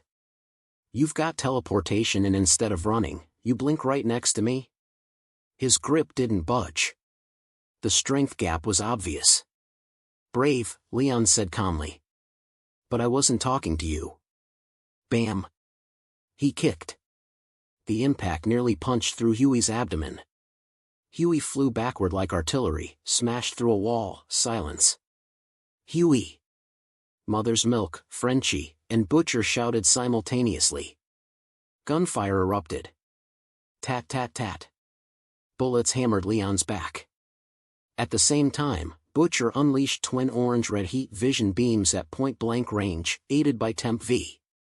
Kimiko clawed, bit, elbowed, attacking with everything she had. Did it matter? No. After more than 10 seconds of sustained assault, Mother's Milk and Frenchie ran dry on ammunition. Butcher's heat vision overloaded, he was forced to shut his eyes. Wow. Leon tilted his head slightly. What were those beams? Glow sticks? They felt kind of nice. Don't stop. Keep firing. Just a little longer, I'm almost getting the hang of it. He barely acknowledged Kimiko, who was still biting him like an angry raccoon. To him, she was just an accessory. When the boys realized they hadn't even scratched him, hope and despair struck simultaneously. How? Butcher couldn't believe it. His heat vision wasn't Homelander level, but at least 60 to 70% of it. And he'd aimed directly at Leon's eyes, theoretically the most vulnerable point. Nothing. Even Homelander wasn't this durable. At that moment, Butcher abandoned the idea of fighting head-on. There was no shame in surviving. Killing Homelander remained the priority. If Soldier Boy was this powerful, he could be the perfect weapon. Listen to me, Butcher rasped. After Vought announced your death, they created a replacement. He's, ugh. Leon released the collar and instead clamped a hand around Butcher's throat. Slowly tightening. I told you to keep shooting. Do you not understand English? Now. Immediately. Shoot me. Golden light flickered in Leon's eyes. It tried to condense. Failed. Scattered. Fu *K. Butcher felt death closing in. Desperation triggered survival instinct. With a strain charge. Twin heat beams fired again.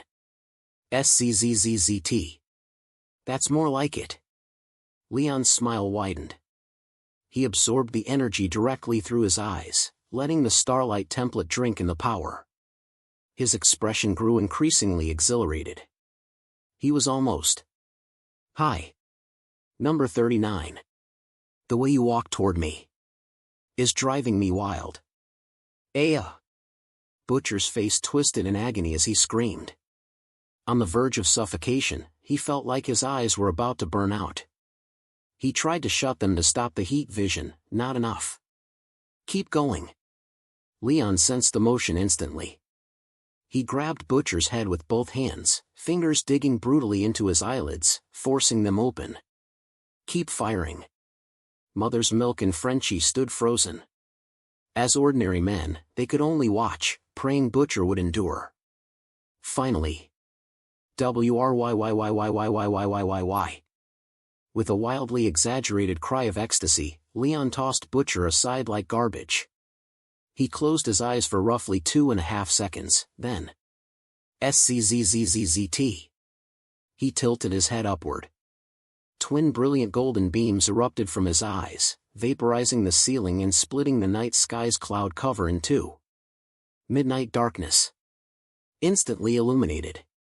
Shit. He's got heat vision too. Frenchie blurted out, instinctively shielding Mother's Milk. They had made a mistake. They hadn't just unleashed a weapon capable of killing Homelander, they had released something worse. Cough, cough. Butcher wheezed on the ground. Frenchie and Mother's Milk rushed to help him up. You alright? Not dead yet. But my visions, blurred. Might be blind. Might not. He tapped his temple. Frenchie and Mother's Milk looked like pixelated silhouettes in his sight. After a moment, Butcher steadied himself. He shot the others a subtle look, leave it to me. Whatever his flaws, the man embodied reckless courage. It just came in a darker shade. Oi, Butcher smirked, signature crooked grin in place. You've been locked up for decades. We're the ones who got you out. Let's sit somewhere and have a proper talk. Sure. Leon nodded casually. But first. He reached toward Butcher again. Not again. Butcher didn't resist this time. He'd learned.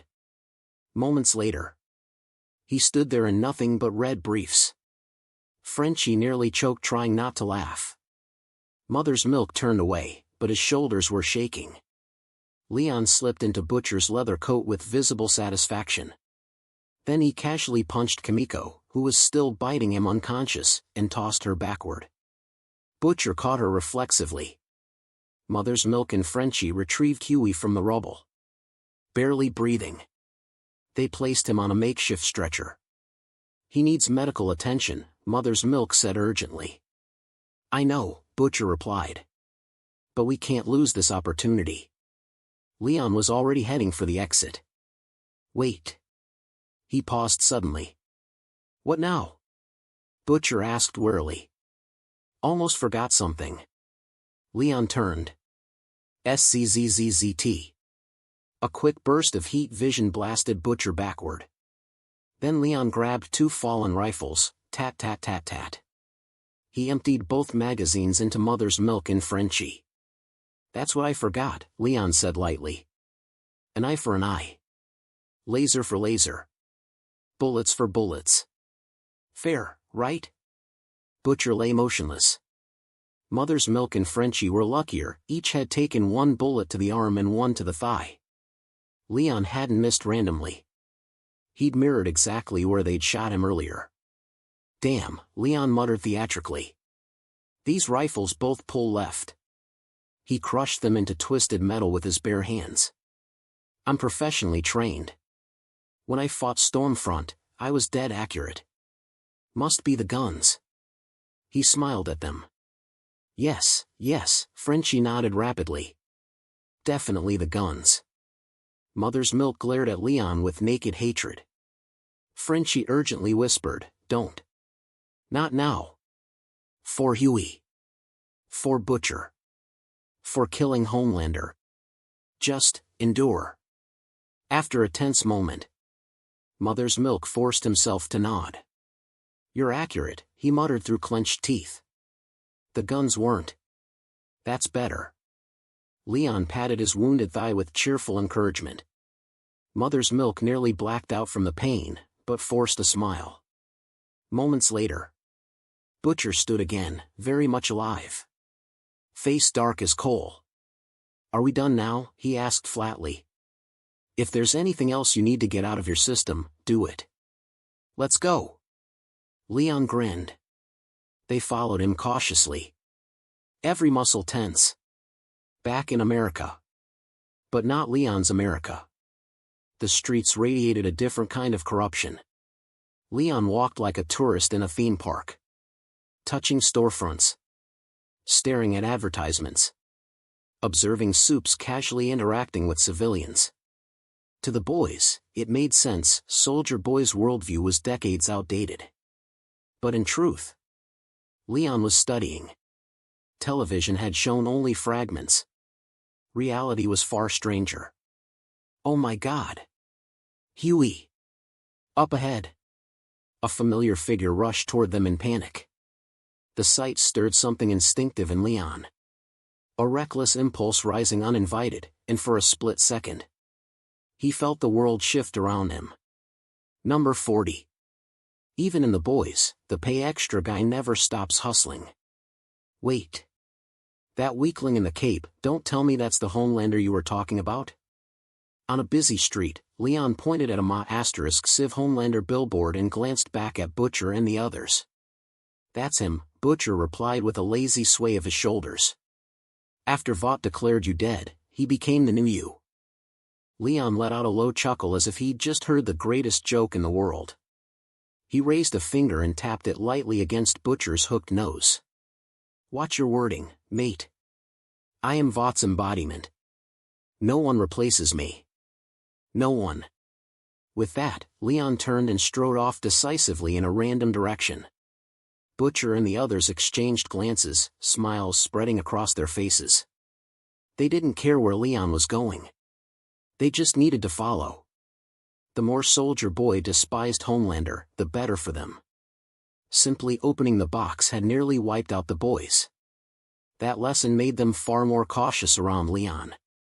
Fortunately, as long as they didn't provoke him, he seemed reasonable.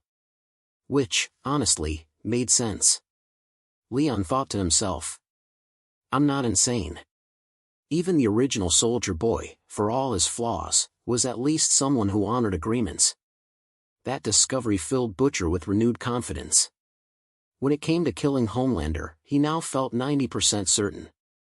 Because events had accelerated compared to the original timeline, Huey's Temp V hadn't fully worn off yet. A normal hospital would raise questions. So Butcher rented out a large private suite in a rundown hotel for Huey's recovery. Leon's room was right next door.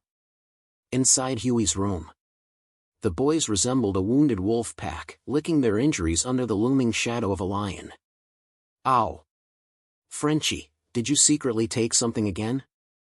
Mother's Milk hissed in pain as Frenchie, hands trembling like a man with Parkinson's, tried to extract a bullet from his arm with tweezers. I did, Frenchie admitted sheepishly. But only a little. It numbs the pain. He gestured with pinched fingers, just this much. Then suddenly, he shoved the tweezers in deeper. F*******. Mother's Milk swore violently. When Frenchie pulled out not just the bullet but a chunk of flesh, Mother's Milk's eyes rolled back. He said out. Half from pain. Half from rage. Across the room, Butcher sat shirtless by the window, keeping watch outside while applying ointment to a severe burn wound stretching from his left shoulder down to his right abdomen. He wrapped himself tightly in white bandages. Huey lay motionless on the only double bed, breathing shallow but stable. Thanks to Temp V, he possessed minor regenerative capabilities alongside enhanced strength and teleportation. He would survive. Leaning casually against the doorway, Leon toyed with his infinite Desert Eagle, spinning it lazily in his palm. He looked at them with open skepticism. You lot have really been going toe-to-toe with Homelander this whole time? I might need to reconsider working with you. Trust me, Butcher replied confidently, now dressed again. No one knows those bastards better than we do. And no one's more willing to fight them. You were betrayed by the rest of Payback before the Soviets captured you. Gunpowder's dead. I killed him. Don't thank me. Termite's gone. Swato's long dead. But Crimson Countess. The TNT twins. Mindstorm. Black Noir. They're alive. I'll find them. And I'll let you kill them yourself. That's my sincerity. And in return, Butcher added calmly, we'd like to add one more name to your revenge list. Homelander? Leon asked. Exactly. Why him? Because you're not the only one who wants revenge. Leon raised a brow, wagging a finger at Butcher. Listen, mate. I could find them myself. But if you're helping, don't make me wait too long. My patience isn't endless. Pleasure working with you, Butcher said, extending his hand. Leon didn't take it. Not done yet. Butcher's eyes narrowed.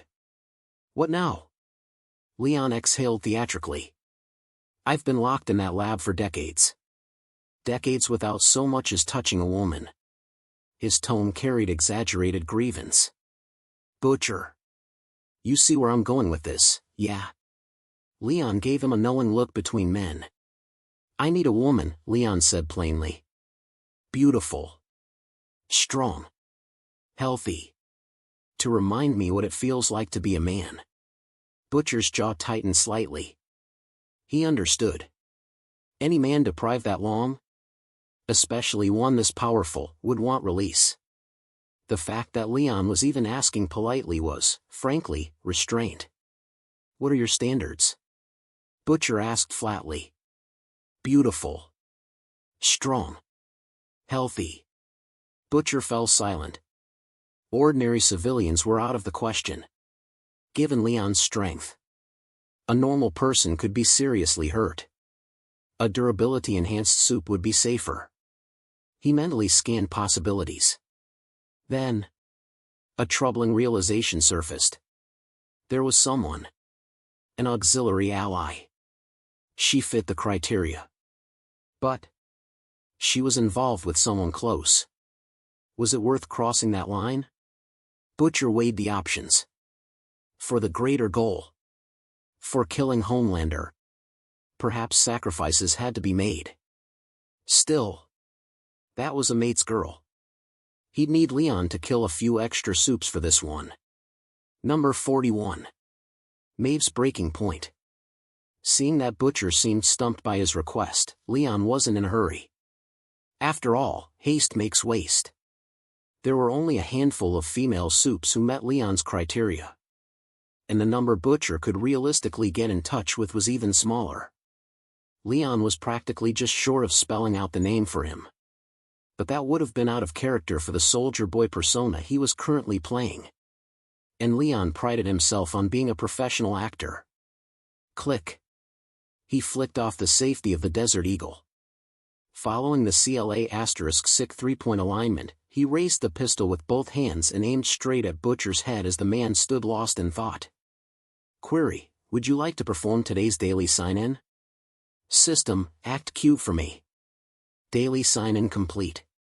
Congratulations, host.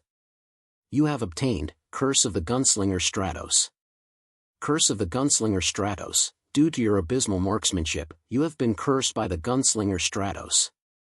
When using firearms, the more you wish to hit your target, the more you will miss. The less you wish to hit your target, the more you will still miss. However, the probability of hitting your target will never be zero. Description: from a rational standpoint, this curse has approximately zero practical effect on you. What the hell? Bang. The first reward Leon received after arriving in the boy's universe pissed him off enough that he immediately pulled the trigger. A gunshot rang out. Even though the muzzle of the .50 AE Desert Eagle was practically pressed against Butcher's forehead, the bullet still deviated, barely grazing the man's right earlobe. ×3. The sharp sting in his ear snapped Butcher awake instantly. Inside the room, Mother's Milk jolted upright from the gunshot, and Frenchie spun toward the doorway in alarm. Only the heavily injured Huey remained unconscious on the bed, completely unresponsive. Kimiko, curled up in the corner hugging her knees, merely smacked her lips in her sleep and continued dozing peacefully. What the hell was that? Butcher asked darkly, touching the blood at his ear. Nothing, Leon replied flatly. Just remembered something from the past. He holstered the Infinite Desert Eagle at his right thigh. For the foreseeable future, he had no intention of drawing it again. That so-called gunslinger Stratos had to be jealous of Leon's prodigious edge-tracing shooting talent. Afraid that Leon's unique brand of marksmanship might one day threaten his divine status, the bastard had preemptively cursed this future god of guns. That had to be it. Leon firmly believed this. Right. Seeing Leon show no further signs of violence, Butcher swallowed his frustration. No point provoking the man further. Just then, from the stairwell of the motel came a blonde woman wrapped up tightly, a mask covering her face, her thin frame almost skeletal. She hurried toward the room. Ignoring Leon and Butcher at the door, she stepped inside, pulled off her mask, and went straight to Huey's bedside. Oh my God. Huey. Starlight's face was filled with distress as she cupped Huey's pale cheeks in both hands. At the doorway, Butcher raised an eyebrow at Leon, who was openly sizing Starlight up. Leaning in, he whispered, "So? What'd you think?" Whoa. Leon didn't answer immediately. Instead, he shot Butcher a strange look. You're really Huey's best mate, huh? Already offering up your friend's girl? Impressive. Leon was starting to feel like he wasn't depraved enough to truly fit in with the boys. When it came to doing whatever it took, Butcher was in a league of his own. Leon admired that ruthlessness, merciless to enemies, ruthless to friends, and ruthless to himself. Damn. Leon hadn't even considered it before. Now that Butcher had stirred the pot. Maybe it wasn't such a bad idea. She barely qualifies, Leon said lazily. Too skinny. Let her put on some weight first. Got anyone with more curves? I prefer them fuller. Older's even better. After all, women are like fine wine. The older, the better. He finished with one of Soldier Boy's signature lines. Leon had practically spelled it out. If Butcher still couldn't figure out who he meant, then maybe the boys weren't worth keeping around. Leon was only playing this little game with them for convenience. Hunting down and slowly courting someone himself would be too much trouble, and forcing things wasn't his style. Where you off to? Butcher asked as Leon headed for the stairs. Going for a ride, Leon replied without turning back. And picking up my uniform and shield. He gave a casual wave over his shoulder. After leaving the motel, Leon took several turns before entering a relatively secluded underground parking garage. He charged up his chest beam slightly, just enough for the pre-ignition radiation burst to fry the surveillance cameras, then seized the opportunity to summon RC in his Soldier Boy suit from the system storage space. Kept you waiting, my beauty. He tossed the Soldier Boy suit into RC's cockpit in motorcycle mode, then swung a leg over her sleek frame and gave the rear a playful pat. Leon, could you at least pretend to behave? Stop groping me, RC protested. Despite her words, she'd long since stopped resisting. Leon never listened anyway. Still, she had to keep up appearances. Otherwise, how would she be any different from the other women in his life? That was part of the dynamic. Meanwhile, Butcher, moving swiftly as ever, had already left the motel alone and secretly contacted Queen Maeve, one of the current members of the Seven. As mentioned before, it was Maeve who had supplied him with Temp V. They shared a common goal, taking down Homelander.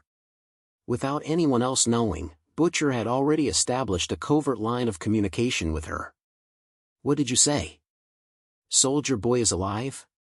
When Maeve arrived and heard Butcher's report about Leon, it felt as though her world collapsed. I agreed to work with you so we could kill that bastard Homelander. And now you're telling me you've unleashed someone even worse, and stronger? Fu *KU, Butcher. Number 42. Maeve's recognition. Fu *KU. Maeve exploded in fury, grabbing Butcher by the collar and lifting him clean off the ground. Calm down, Maeve. Soldier Boy isn't Homelander.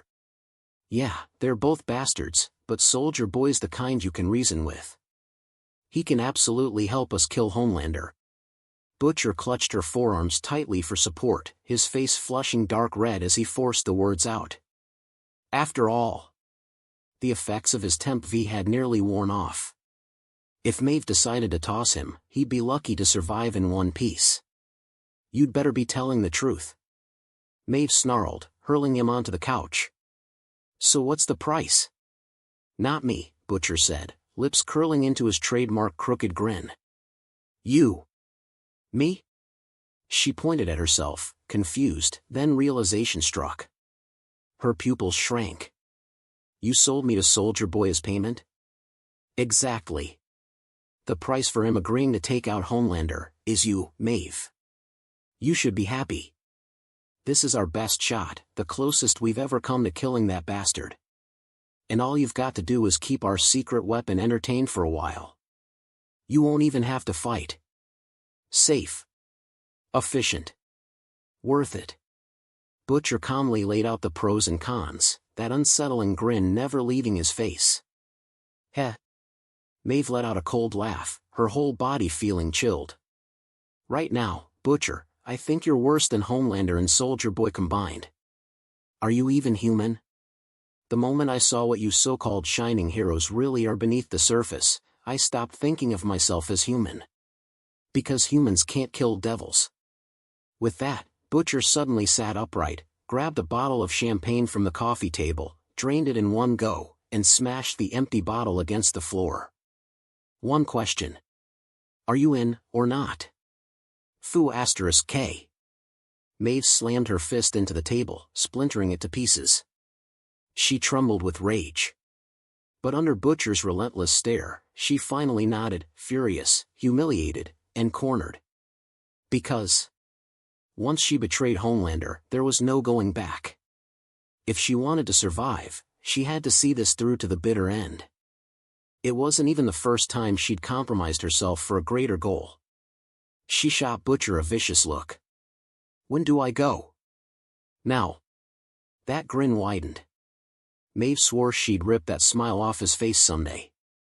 Downstairs at the motel, Frenchie, high as a kite, circled the sleek RC, motorcycle mode. Leon had just ridden back and on, babbling excitedly. Holy shit! This is the most beautiful motorcycle I've ever seen in my life. Stark, where the hell did you nick this from? I want one. Under the system's subtle influence, Leon used his real surname without issue. He stepped off the bike and gave Frenchie a friendly pat on the shoulder, repeating the same excuse he once used on Tony. Found it by the roadside. You lucky bastard, Frenchie muttered dreamily. Still buzzing, he reached out to touch RC's headlight. Big mistake. Vroom. The engine roared to life. A burst of exhaust flame blasted Frenchie backward, sending him flying straight into a trash bin. He survived. But his hair did not. Unfortunately for him, this scene was witnessed by Butcher, fresh from his deal-making, and a visibly displeased Maeve. What happened, mate? Butcher asked. Nothing, Leon shrugged.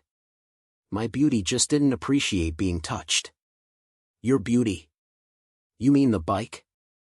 Butcher eyed RC's futuristic design.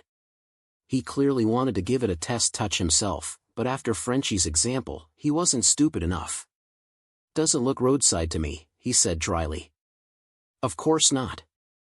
Leon affectionately ran his hand over RC's headlight as he improvised. To make up for my inability to fly, some old friends pulled strings and custom-built this jet-powered glider bike for me. I named her RC. She flies?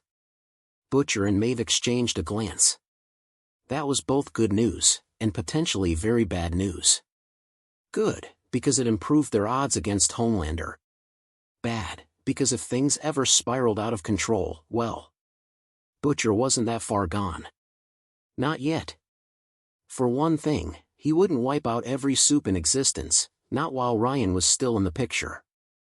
At least, not for now. The conversation shifted. Leon's gaze slid toward Maeve. Like Starlight earlier, she wore casual clothes to conceal her identity, but hers were far more alluring. An oversized off-shoulder gray sweater barely covered her hips. Semi-sheer black stockings hugged her long legs, paired with glossy brown knee-high heeled boots. Wow! Leon let out a low whistle. Then, as if greeting an old friend, he casually draped an arm around her shoulders, utterly unbothered by boundaries. Wait, I'm not ready yet. Maeve instinctively tried to push him away. Leon leaned close and whispered softly in her ear, Shoo! Time waits for no one, beautiful. Besides, you wouldn't want to miss the best chance at killing Homelander just because you kept me waiting, would you?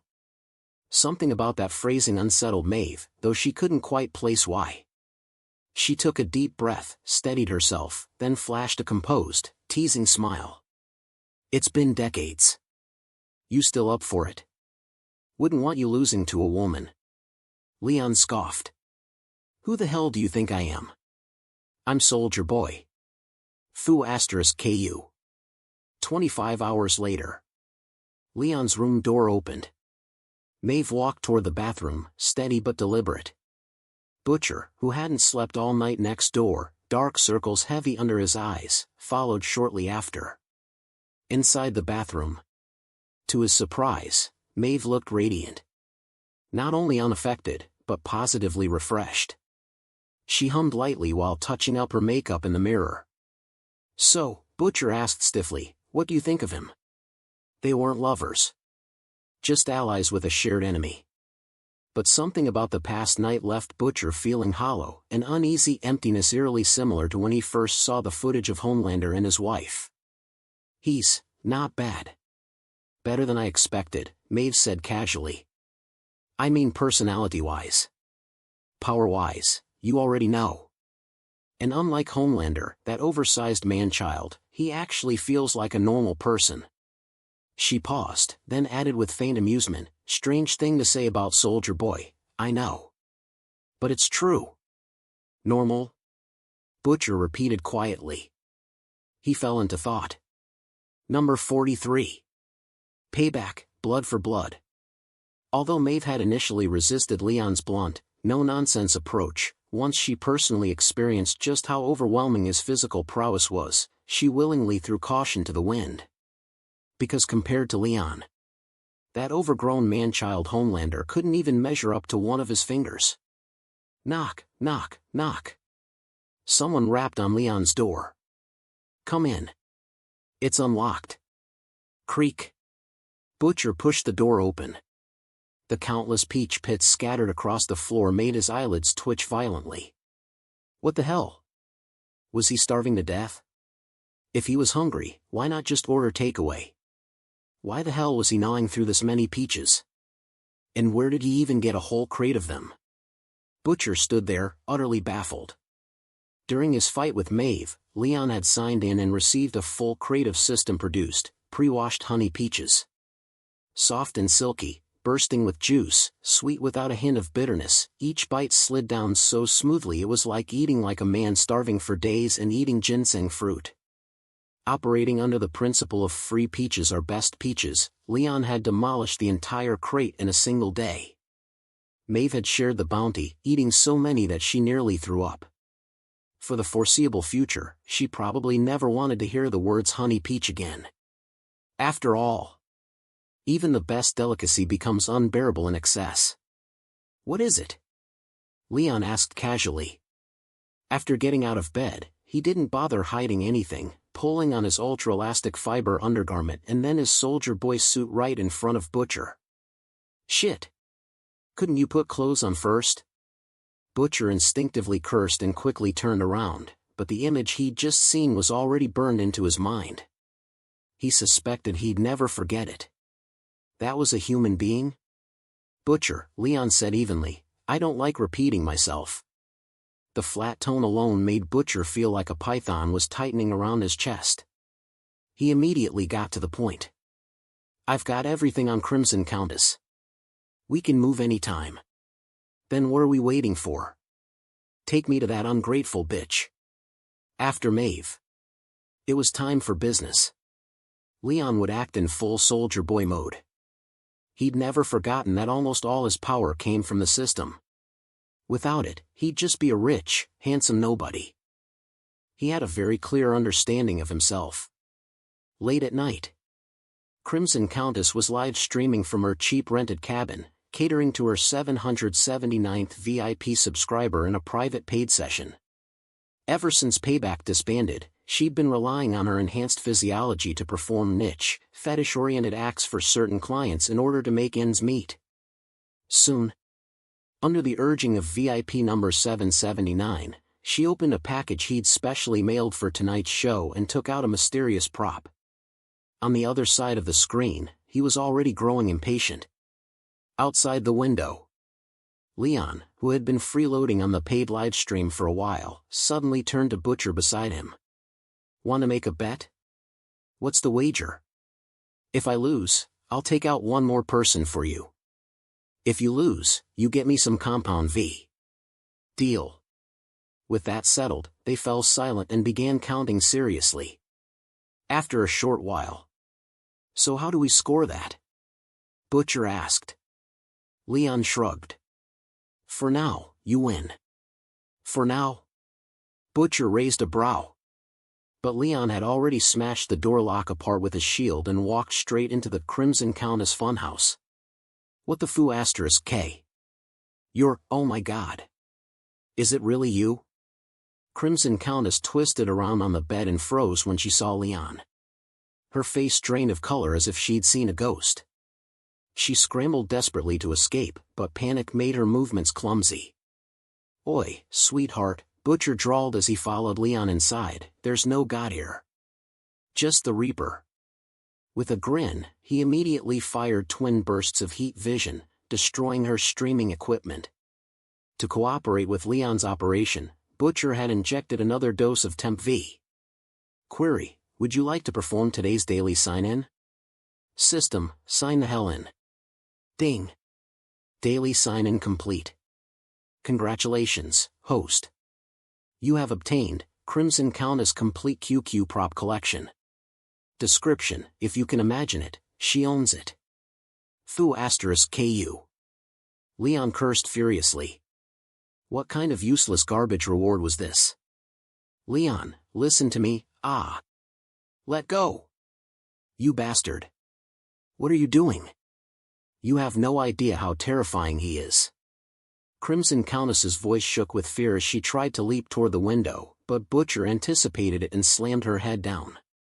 She's all yours, boss, Butcher said with a wicked grin. Countess, Leon said coldly as he stepped forward, taking hold of her head, you've really disappointed me. No. Don't. You devil. She begged frantically, but Leon didn't spare her another glance. His eyes flared. A fully charged burst of golden heat vision lanced forward, piercing straight through. Silence followed. Leon's lips curled into that disarmingly bright smile as he turned to Butcher.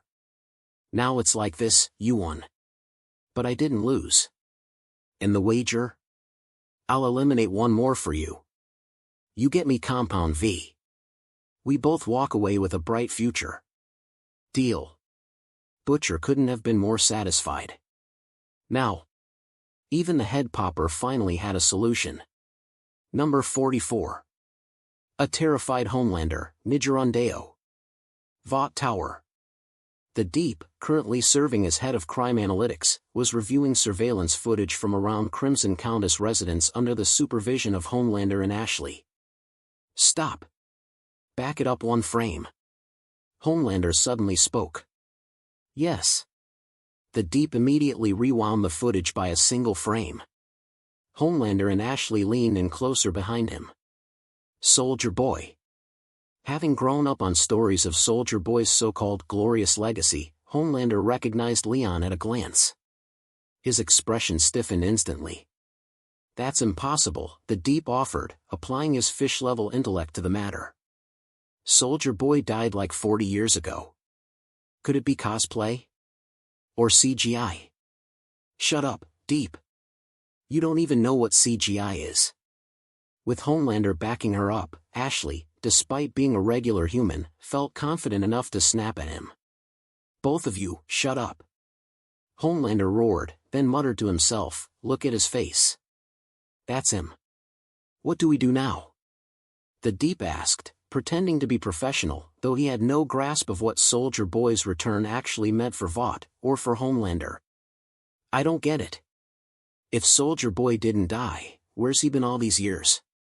And why kill Crimson Countess? Weren't they supposed to be madly in love? Fu *K. Watching the footage, where Soldier Boy even seemed to wink at the security camera, Ashley felt a strange, inappropriate thrill. Terrified that Homelander might notice, she quickly offered a suggestion, real or not, we control most of the media. I'll call Vought News and have them report that we've already contained Soldier Boy. Shut up, Ashley. Homelander's eyes glowed faintly red. You want to tell the world that Soldier Boy, the hero of heroes, came back from the dead and murdered his former girlfriend? Before me, he was Vought's symbol.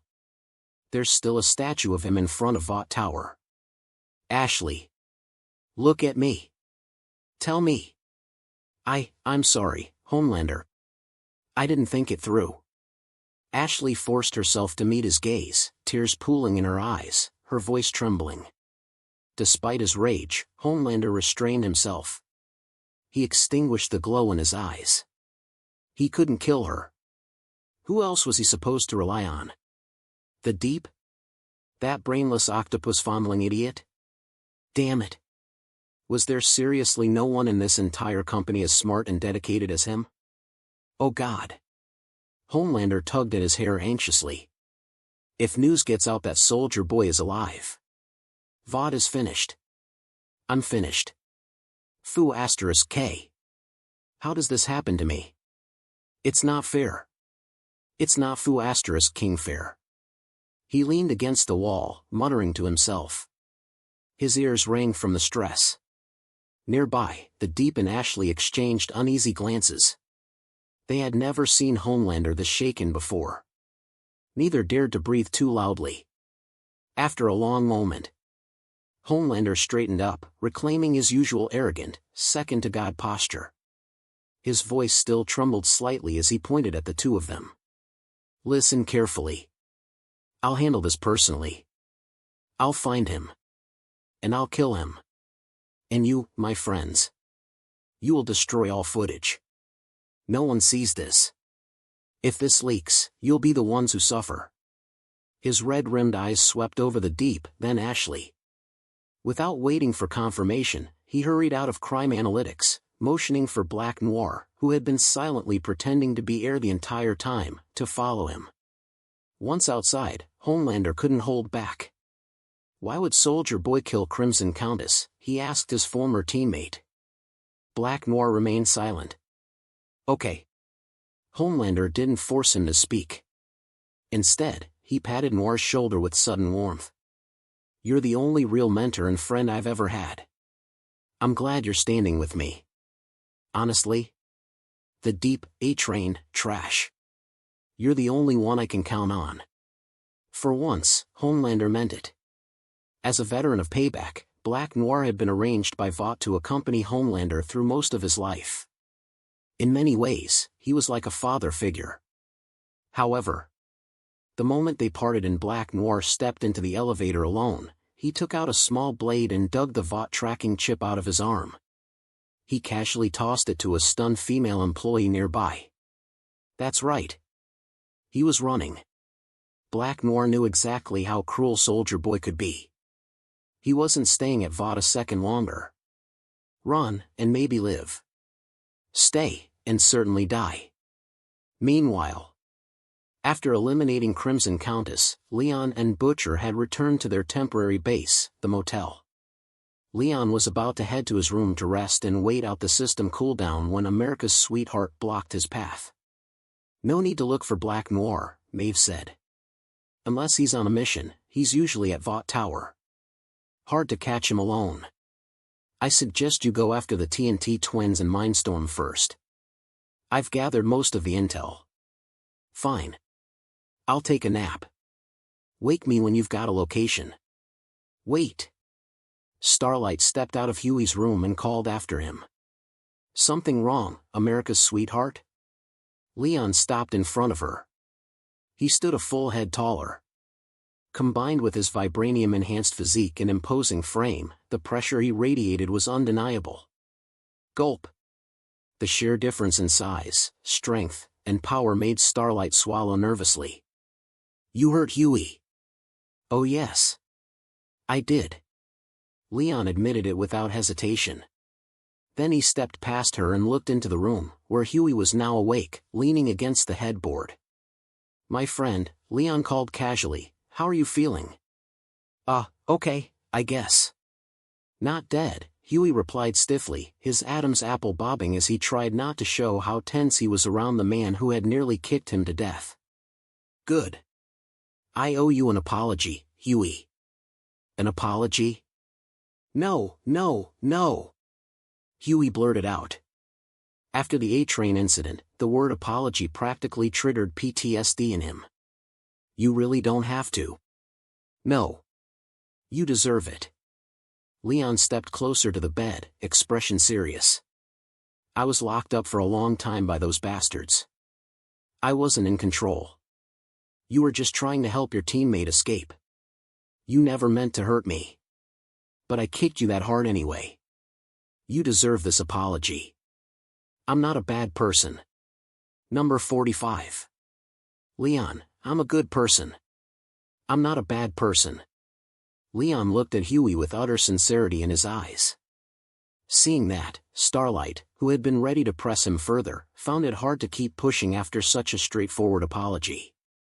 Instead, she turned to Butcher and mouthed silently, "Are you sure? Is he really Soldier Boy? Isn't he kind of a good guy?" She had never seen a supe with such a normal personality. And he was that good-looking. How could someone like that be a villain? Maybe his past had just been exaggerated, twisted by rumor and propaganda. Who knew? Butcher only shrugged, lips pursed, saying nothing. Truth be told, he was beginning to doubt the intelligence Mallory had given him about Soldier Boy. So far, there was no concrete proof that Soldier Boy had been a monster. Just Mallory's word. No video. No audio. It was decades ago. Even if evidence once existed, it was probably long gone. So, hurting innocent people like that won't happen again, right? Huey asked cautiously. Since you're a good person and all? Of course, Leon replied smoothly. Unless they're asking for it. And who defined that standard? Leon did. He didn't elaborate. The best lies are built entirely out of truth. That's great. Leon, thank you. Stark, you're a damn good guy. The boys visibly relaxed. The tension in the room dropped by half. Some of them were even starting to think Soldier Boy could truly be brought into their team, at least temporarily. Only Mother's Milk kept a dark expression, saying nothing. His grudge ran too deep. Leon, I should apologize too, Starlight said, stepping forward and extending her hand. I shouldn't have raised my voice before I fully understood what happened. You're a good person. Welcome to the team, even if it's just temporary. Understanding brings peace, Leon replied warmly. Instead of shaking her hand, he stepped forward and pulled Starlight into a bold, full embrace, right in front of Huey. Starlight froze. Her hands hovered awkwardly in midair, unsure whether to return the hug. Huey was right there. But, maybe it wasn't a big deal? Leon seemed to mean it politely. There was no inappropriate movement, no wandering hands. As for Huey, he had zero objections. He was still basking in the relief of having Soldier Boy on their side. If anything, he almost wanted Leon to hug her tighter. Maybe even help. After all, Leon was a good person, wasn't he? The psychological imprint formed in Huey's mind from Leon's dramatic shift in treatment, first brutal, then apologetic, had taken root without him even noticing. At that moment, Leon thought to himself, what a wonderful thing a well-crafted persona is. Even if only 1 out of 100 idiots buys it, it's still profit. Oh, sorry, Leon said lightly, releasing her at just the right moment. I got carried away. You know, Annie, I haven't been around women in a long time. Especially not someone as cute, petite, and considerate as you. After savoring the limited softness on her slender frame for an appropriate amount of time, he stepped back with impeccable restraint. It's fine, Starlight said, cheeks flushing faintly. If it's just a hug, you can hug me whenever you want. Huey and I don't mind. Why yeah, Huey added quickly. I don't mind. Though something faintly uncomfortable stirred in his chest, he trusted both Starlight and Leon. Leon's lips curved ever so slightly. Perfect. He said he didn't mind. Well then. Leon wouldn't hold back. And just like that, he blended almost seamlessly into the boys. Everyone, that is. Except Mother's Milk. He was the only one whose world felt cracked.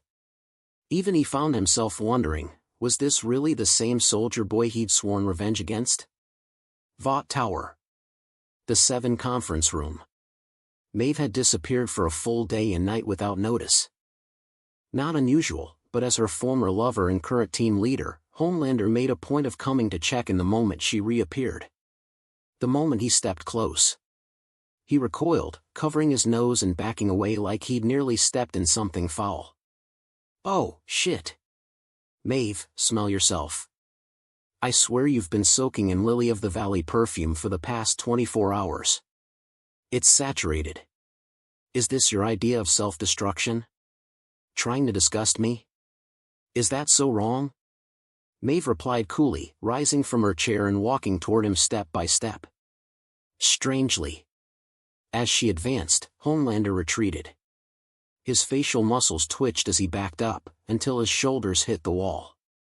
Maeve, he said tightly, you've been acting suspicious lately. You'd better not be plotting against me. With that, he casually punched through the conference room wall as if it were cardboard, then fled. Yes. Fled. He instinctively resisted breathing the same air as her. It made him nauseous. Even, afraid? Pathetic, Maeve sneered inwardly. A paranoid narcissist with a coward's heart. She lifted her arm and sniffed herself. Nothing. She had showered thoroughly. So how could he still smell it? And that panic in his eyes. Was he afraid of Soldier Boy? Like a territorial scent marking left by a stronger predator? The thought lingered. Just then, her phone rang. Beep. Click. Talk. Miss me, sweetheart? Her silence thundered through the line. Then, slowly, a faint smile touched her lips. Perhaps this was the perfect opportunity to test her theory. Number 46. Harrigasm. The boys' temporary motel base. Leon's room. After searching him out, Maeve collapsed face-first onto the bed, utterly exhausted after the past day and night. She was still wearing a black and white maid outfit, too drained to even change. Near the window, Leon, already suited up in his Soldier Boy suit, stood polishing his shield while speaking through a Bluetooth earpiece to RC, who was out enjoying a high-speed ride. How different is it from our world? About 90% similar, RC replied. Many place names are different, but the layout is nearly identical. Stark Tower's location corresponds to Vought Tower here. Honestly, if you hadn't told me this was another universe, I'd assume it was just a parallel version of ours. I see. Leon narrowed his eyes thoughtfully. Knock, knock, knock. A knock came at the door. Butcher's voice sounded from outside. Ever since the traumatic visual imprint from his last entry, he had learned his lesson and kept a safe distance. Oh mate. Time to send the twins on their way. Let's go. Leon was curious to see whether payback had truly been nothing but trash. This time, because of the large number of civilians potentially involved, almost the entire team mobilized. Among them, Frenchie was by far the most enthusiastic. He had long dreamed of witnessing Harrigasm in person. Outside a sprawling estate. Oh, K. It really is the most depraved gathering imaginable. And they're still holding Harrigasm. Hidden in the brush, Butcher observed the estate hundreds of meters away through binoculars, unable to stop himself from commenting on the X-rated chaos unfolding inside. After a moment, he offered the binoculars to Leon. Leon waved them off. No need. A few hundred meters? That's basically right in front of me. Oh? Butcher raised a brow. You've got that too? Leon was already adjusting the contraction of his pupils and the thickness of his lenses at will, fine-tuning his focal range until his natural vision matched, and even exceeded, the binoculars' magnification. The deeper he explored super self-regeneration, the more he realized its potential far set his expectations. Literal regeneration was merely the surface. Its real applications were far more elegant. I'll take them if you won't. Frenchie snatched the binoculars and immediately began watching with rapt fascination, muttering appreciation under his breath as if he wanted to jump into the party himself. Huey wanted a look too. But Starlight stood nearby, supervising him, making it awkward. You know, Leon said casually, I actually founded Harrigasm. First one was in 1952. I started it with another soup, Liberty. She was a fiery little number. If I hadn't already been with Crimson Countess, we might have had a kid together. Would have been in their 30s or 40s by now. At that, Butcher, Huey, and Starlight exchanged looks. Liberty was Stormfront. After being maimed by Ryan's heat vision, she'd reportedly committed suicide on Homelander's birthday. Without speaking, the team tacitly agreed not to bring it up. No need to destabilize Soldier Boy's mental state. Fu*K, Leon muttered with a laugh. I may have founded it, but they've clearly said the master.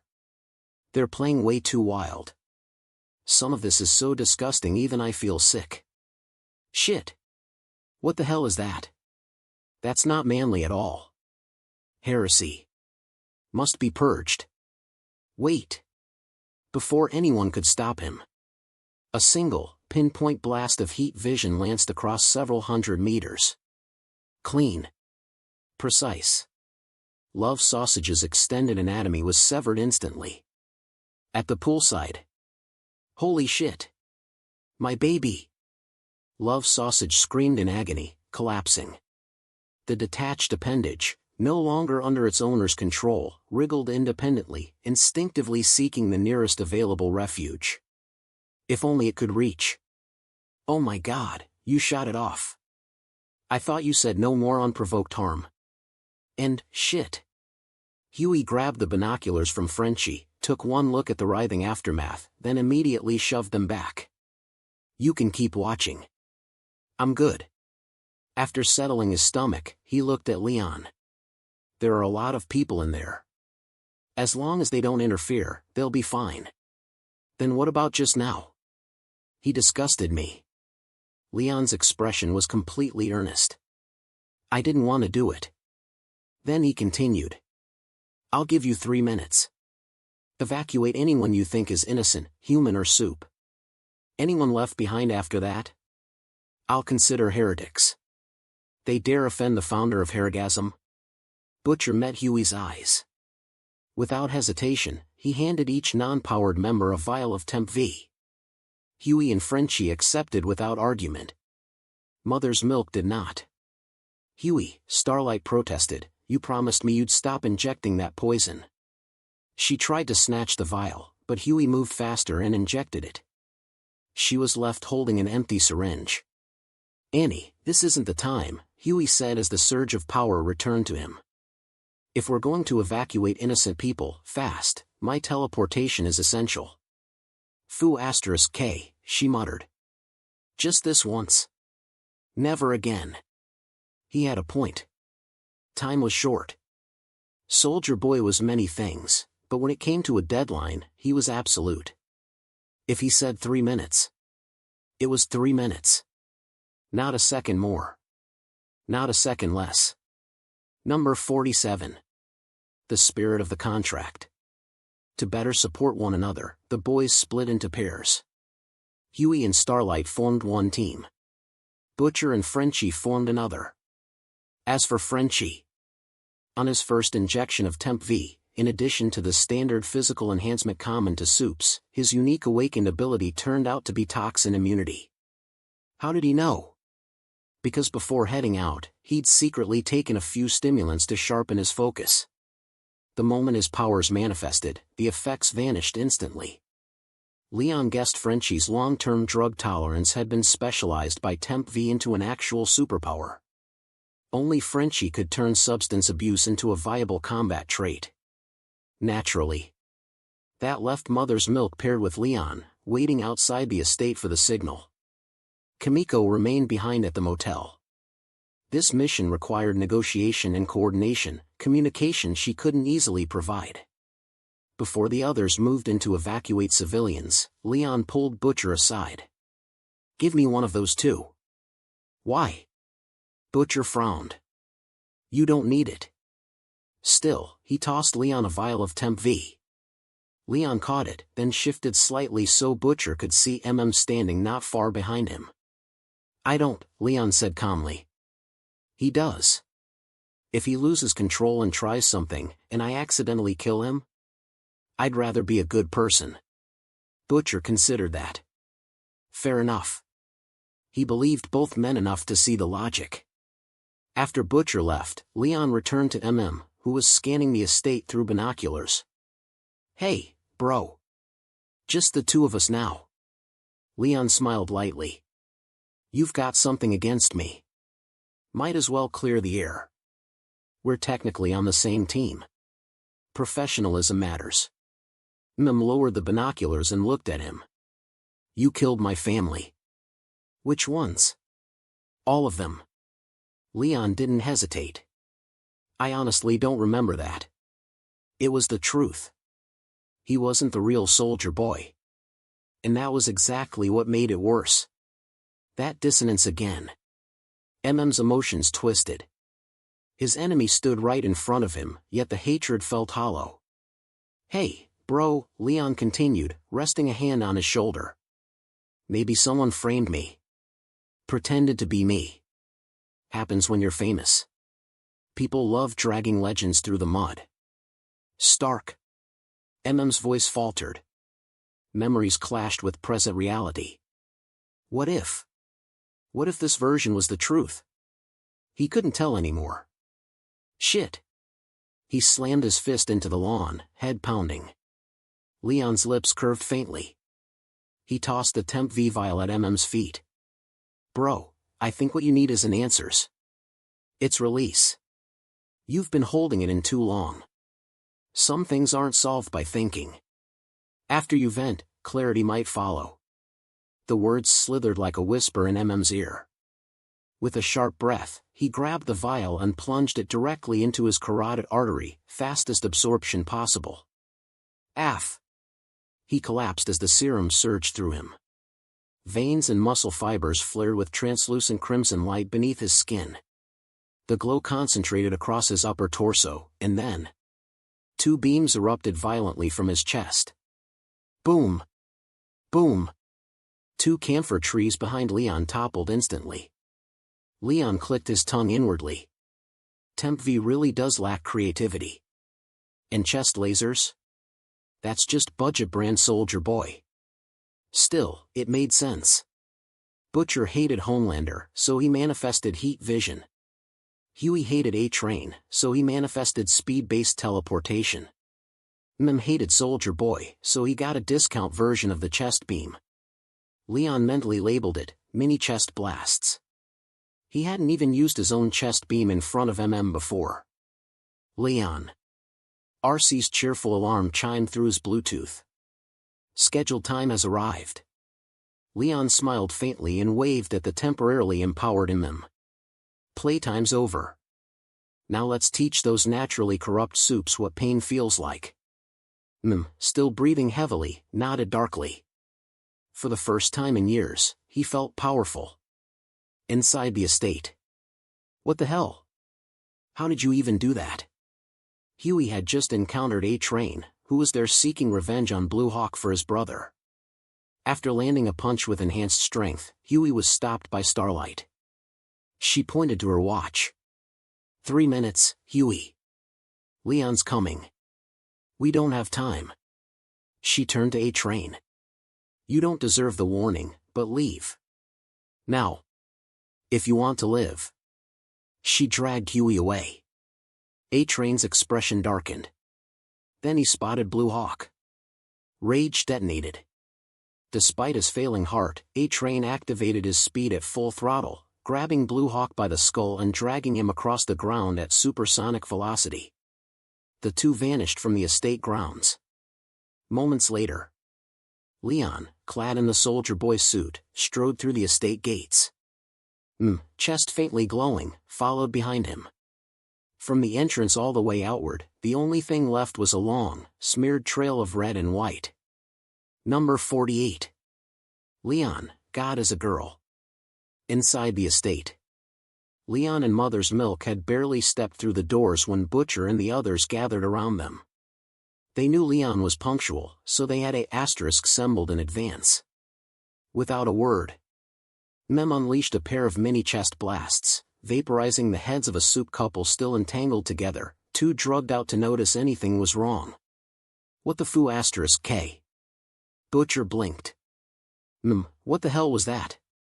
Total madness. A crooked grin, eerily reminiscent of Butcher's own, spread across MM's face.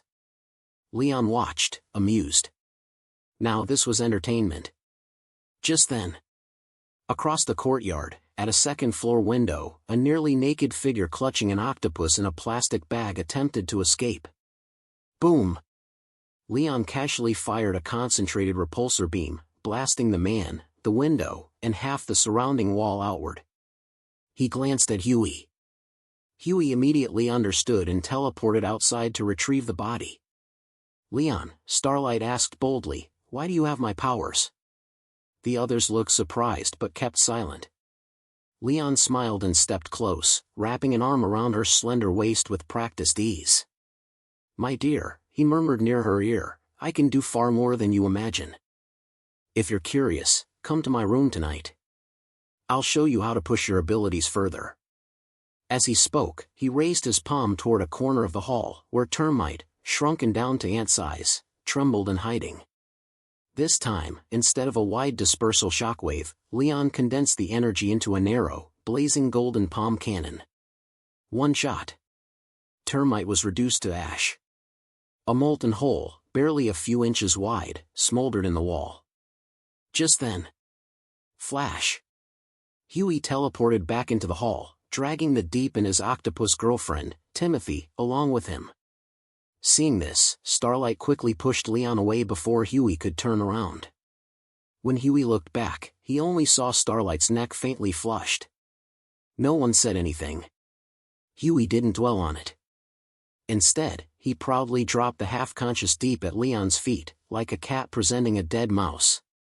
"So, Leon," Huey asked eagerly, "what are we doing with him?" Leon turned to Starlight. "Annie.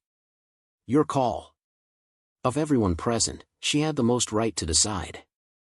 Memories of her early days in the Seven surfaced, the humiliation, the coercion. Though Maeve had ultimately stopped the Deep from going further, the resentment never vanished.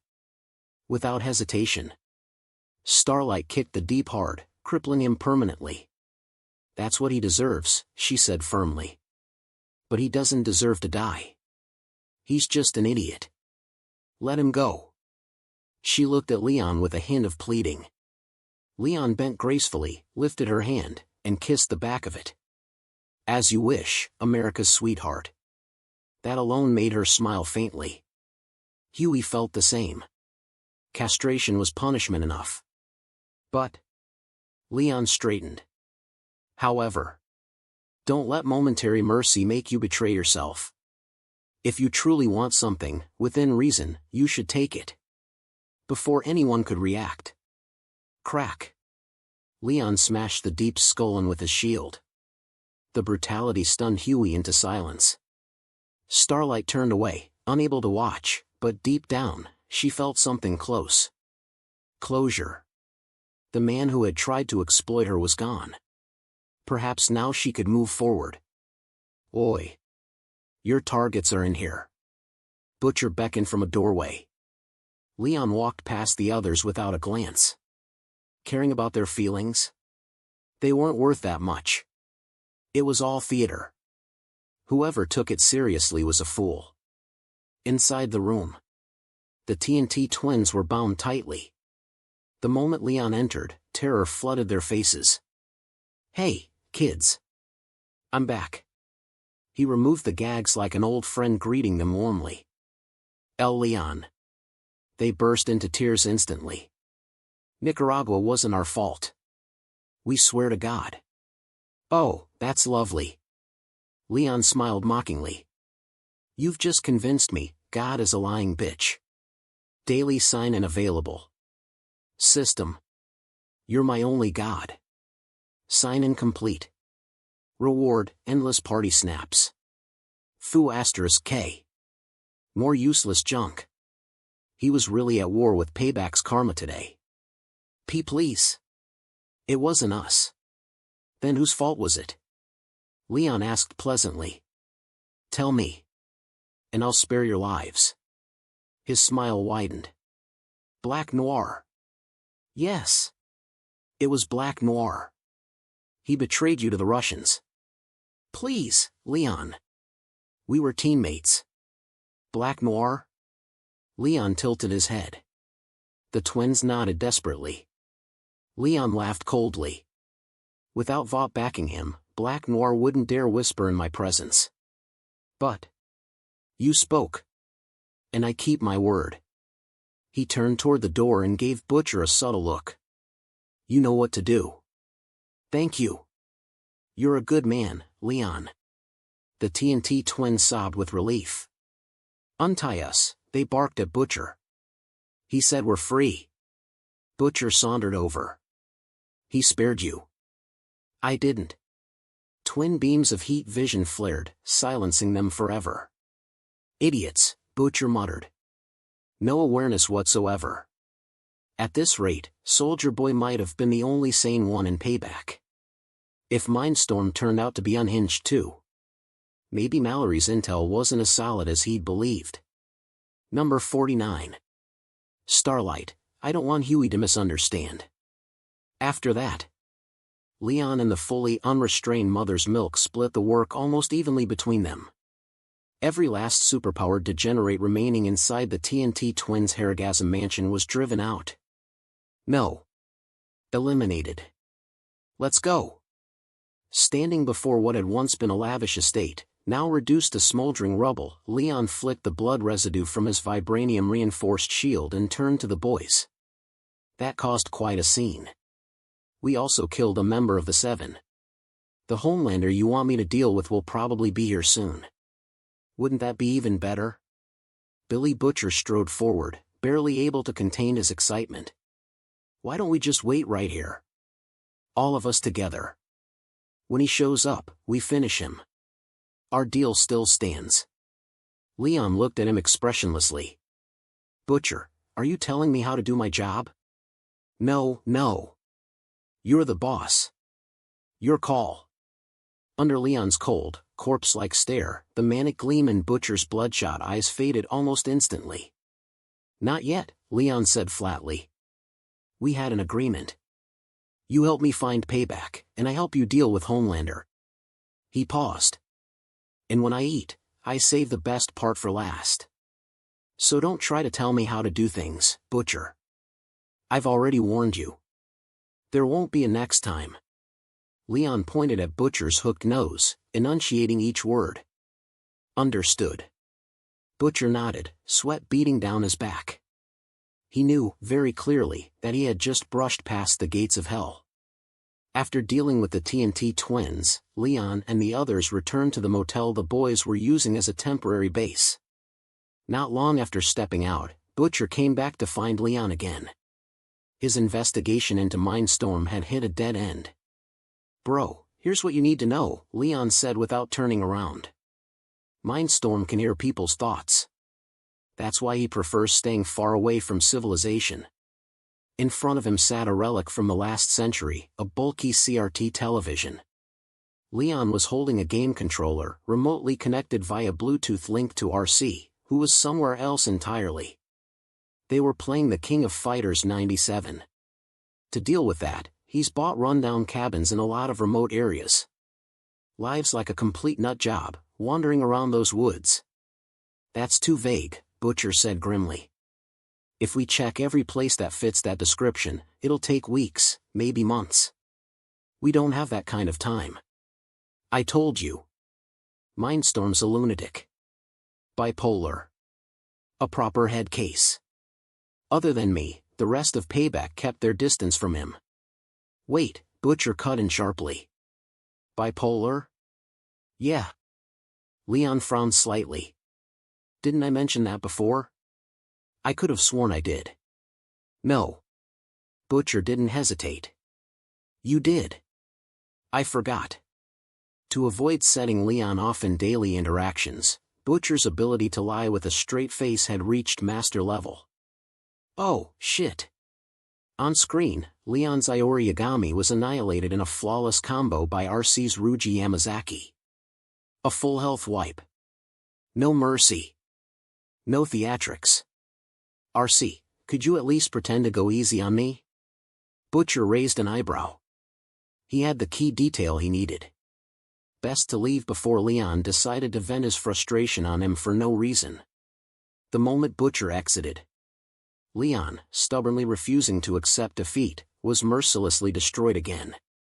RC clearly did not understand the concept of holding back. After being beaten into gaming abstinence, Leon punched through the television in one clean strike. Then he swallowed an entire bottle of sleeping pills and lay down peacefully on the bed, as if preparing for a beauty sleep. He closed his eyes. Opened them again. Night had fallen. Knock. Knock. Knock. A slender figure, moving with the caution of a guilty cat, tiptoed up to Leon's door. She tapped on it with the faintest possible force. Click. The door opened. "Leon, it's me." Before Starlight could finish, Leon pulled her inside. He pressed her gently against the wall. "Annie. I've been waiting for you. Haven't slept all night."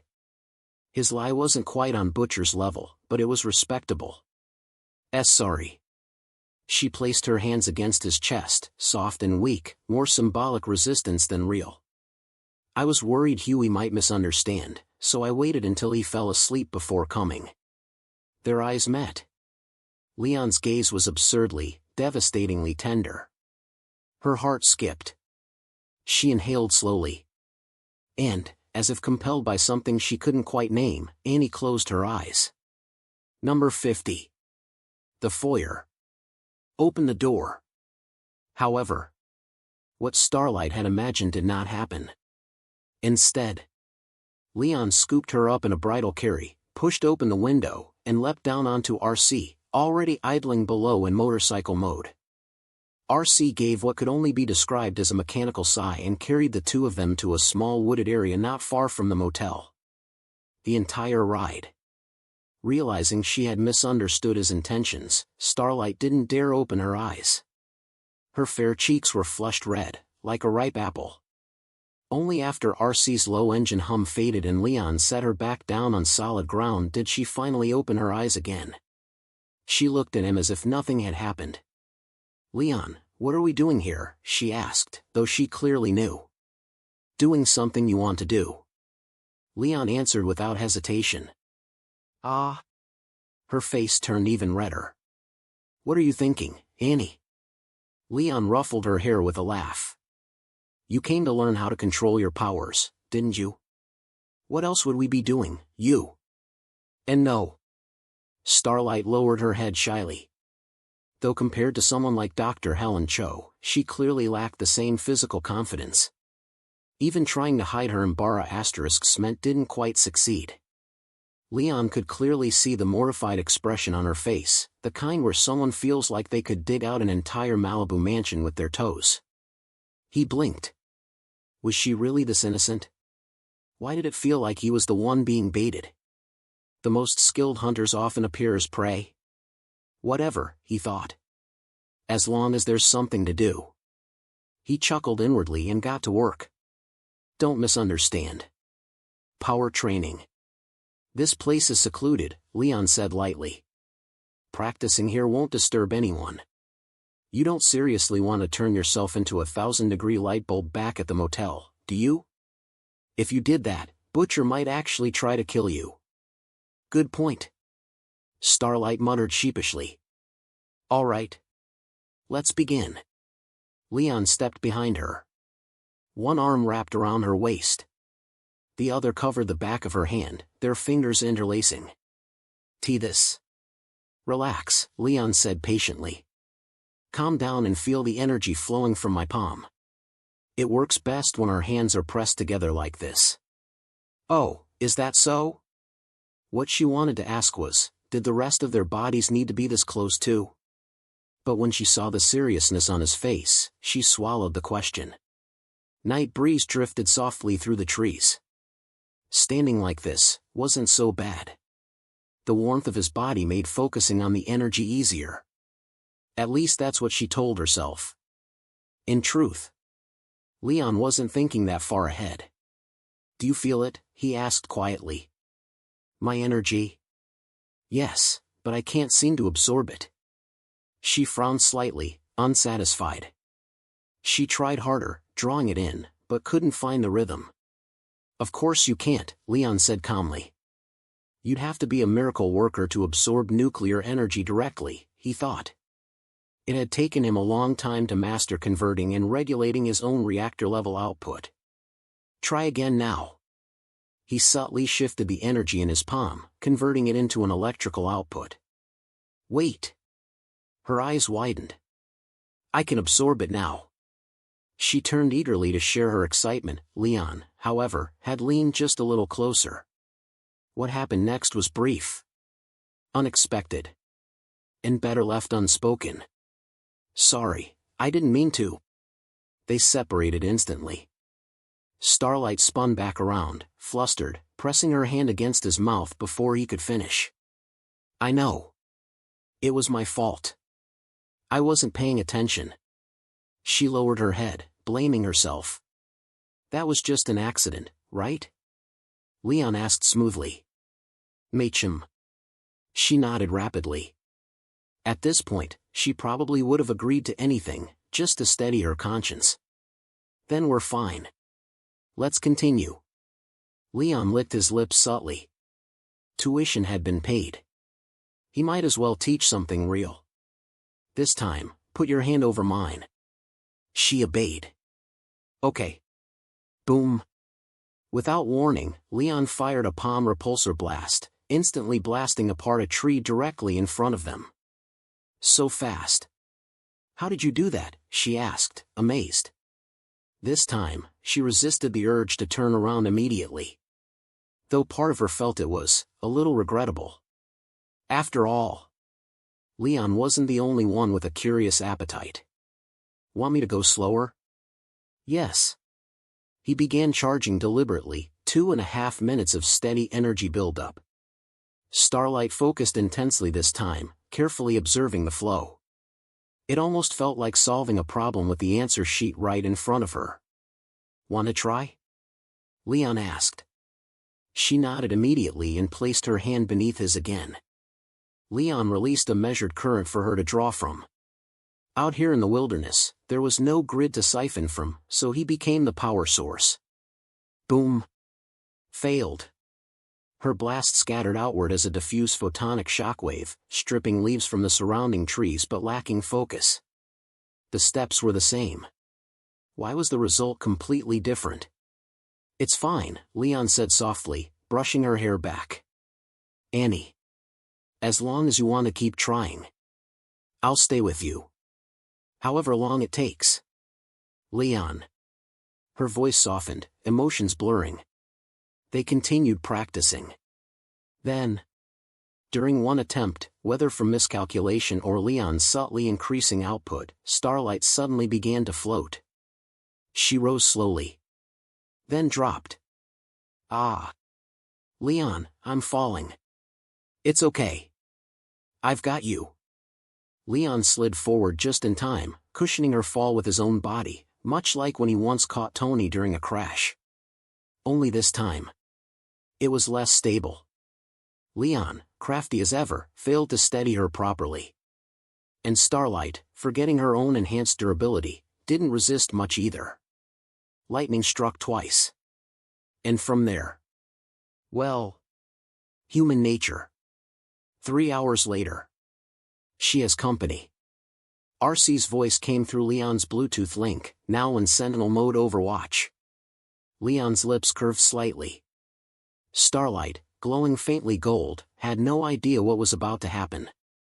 From the edge of the woods, rustling footsteps approached. What are you doing? Huey, having woken up to use the bathroom and finding Starlight missing, followed the distant glow. He stepped around a tree and saw her. Eyes shining with golden light. Question mark. She froze. Then, bang, bang, bang, bang, bang, bang. A burst of gunfire erupted from the shadows. Only after a final muffled impact did it stop. Huey clutched his chest and collapsed. Part 2 has ended. If you like my video, please subscribe and don't forget to comment your favorite part.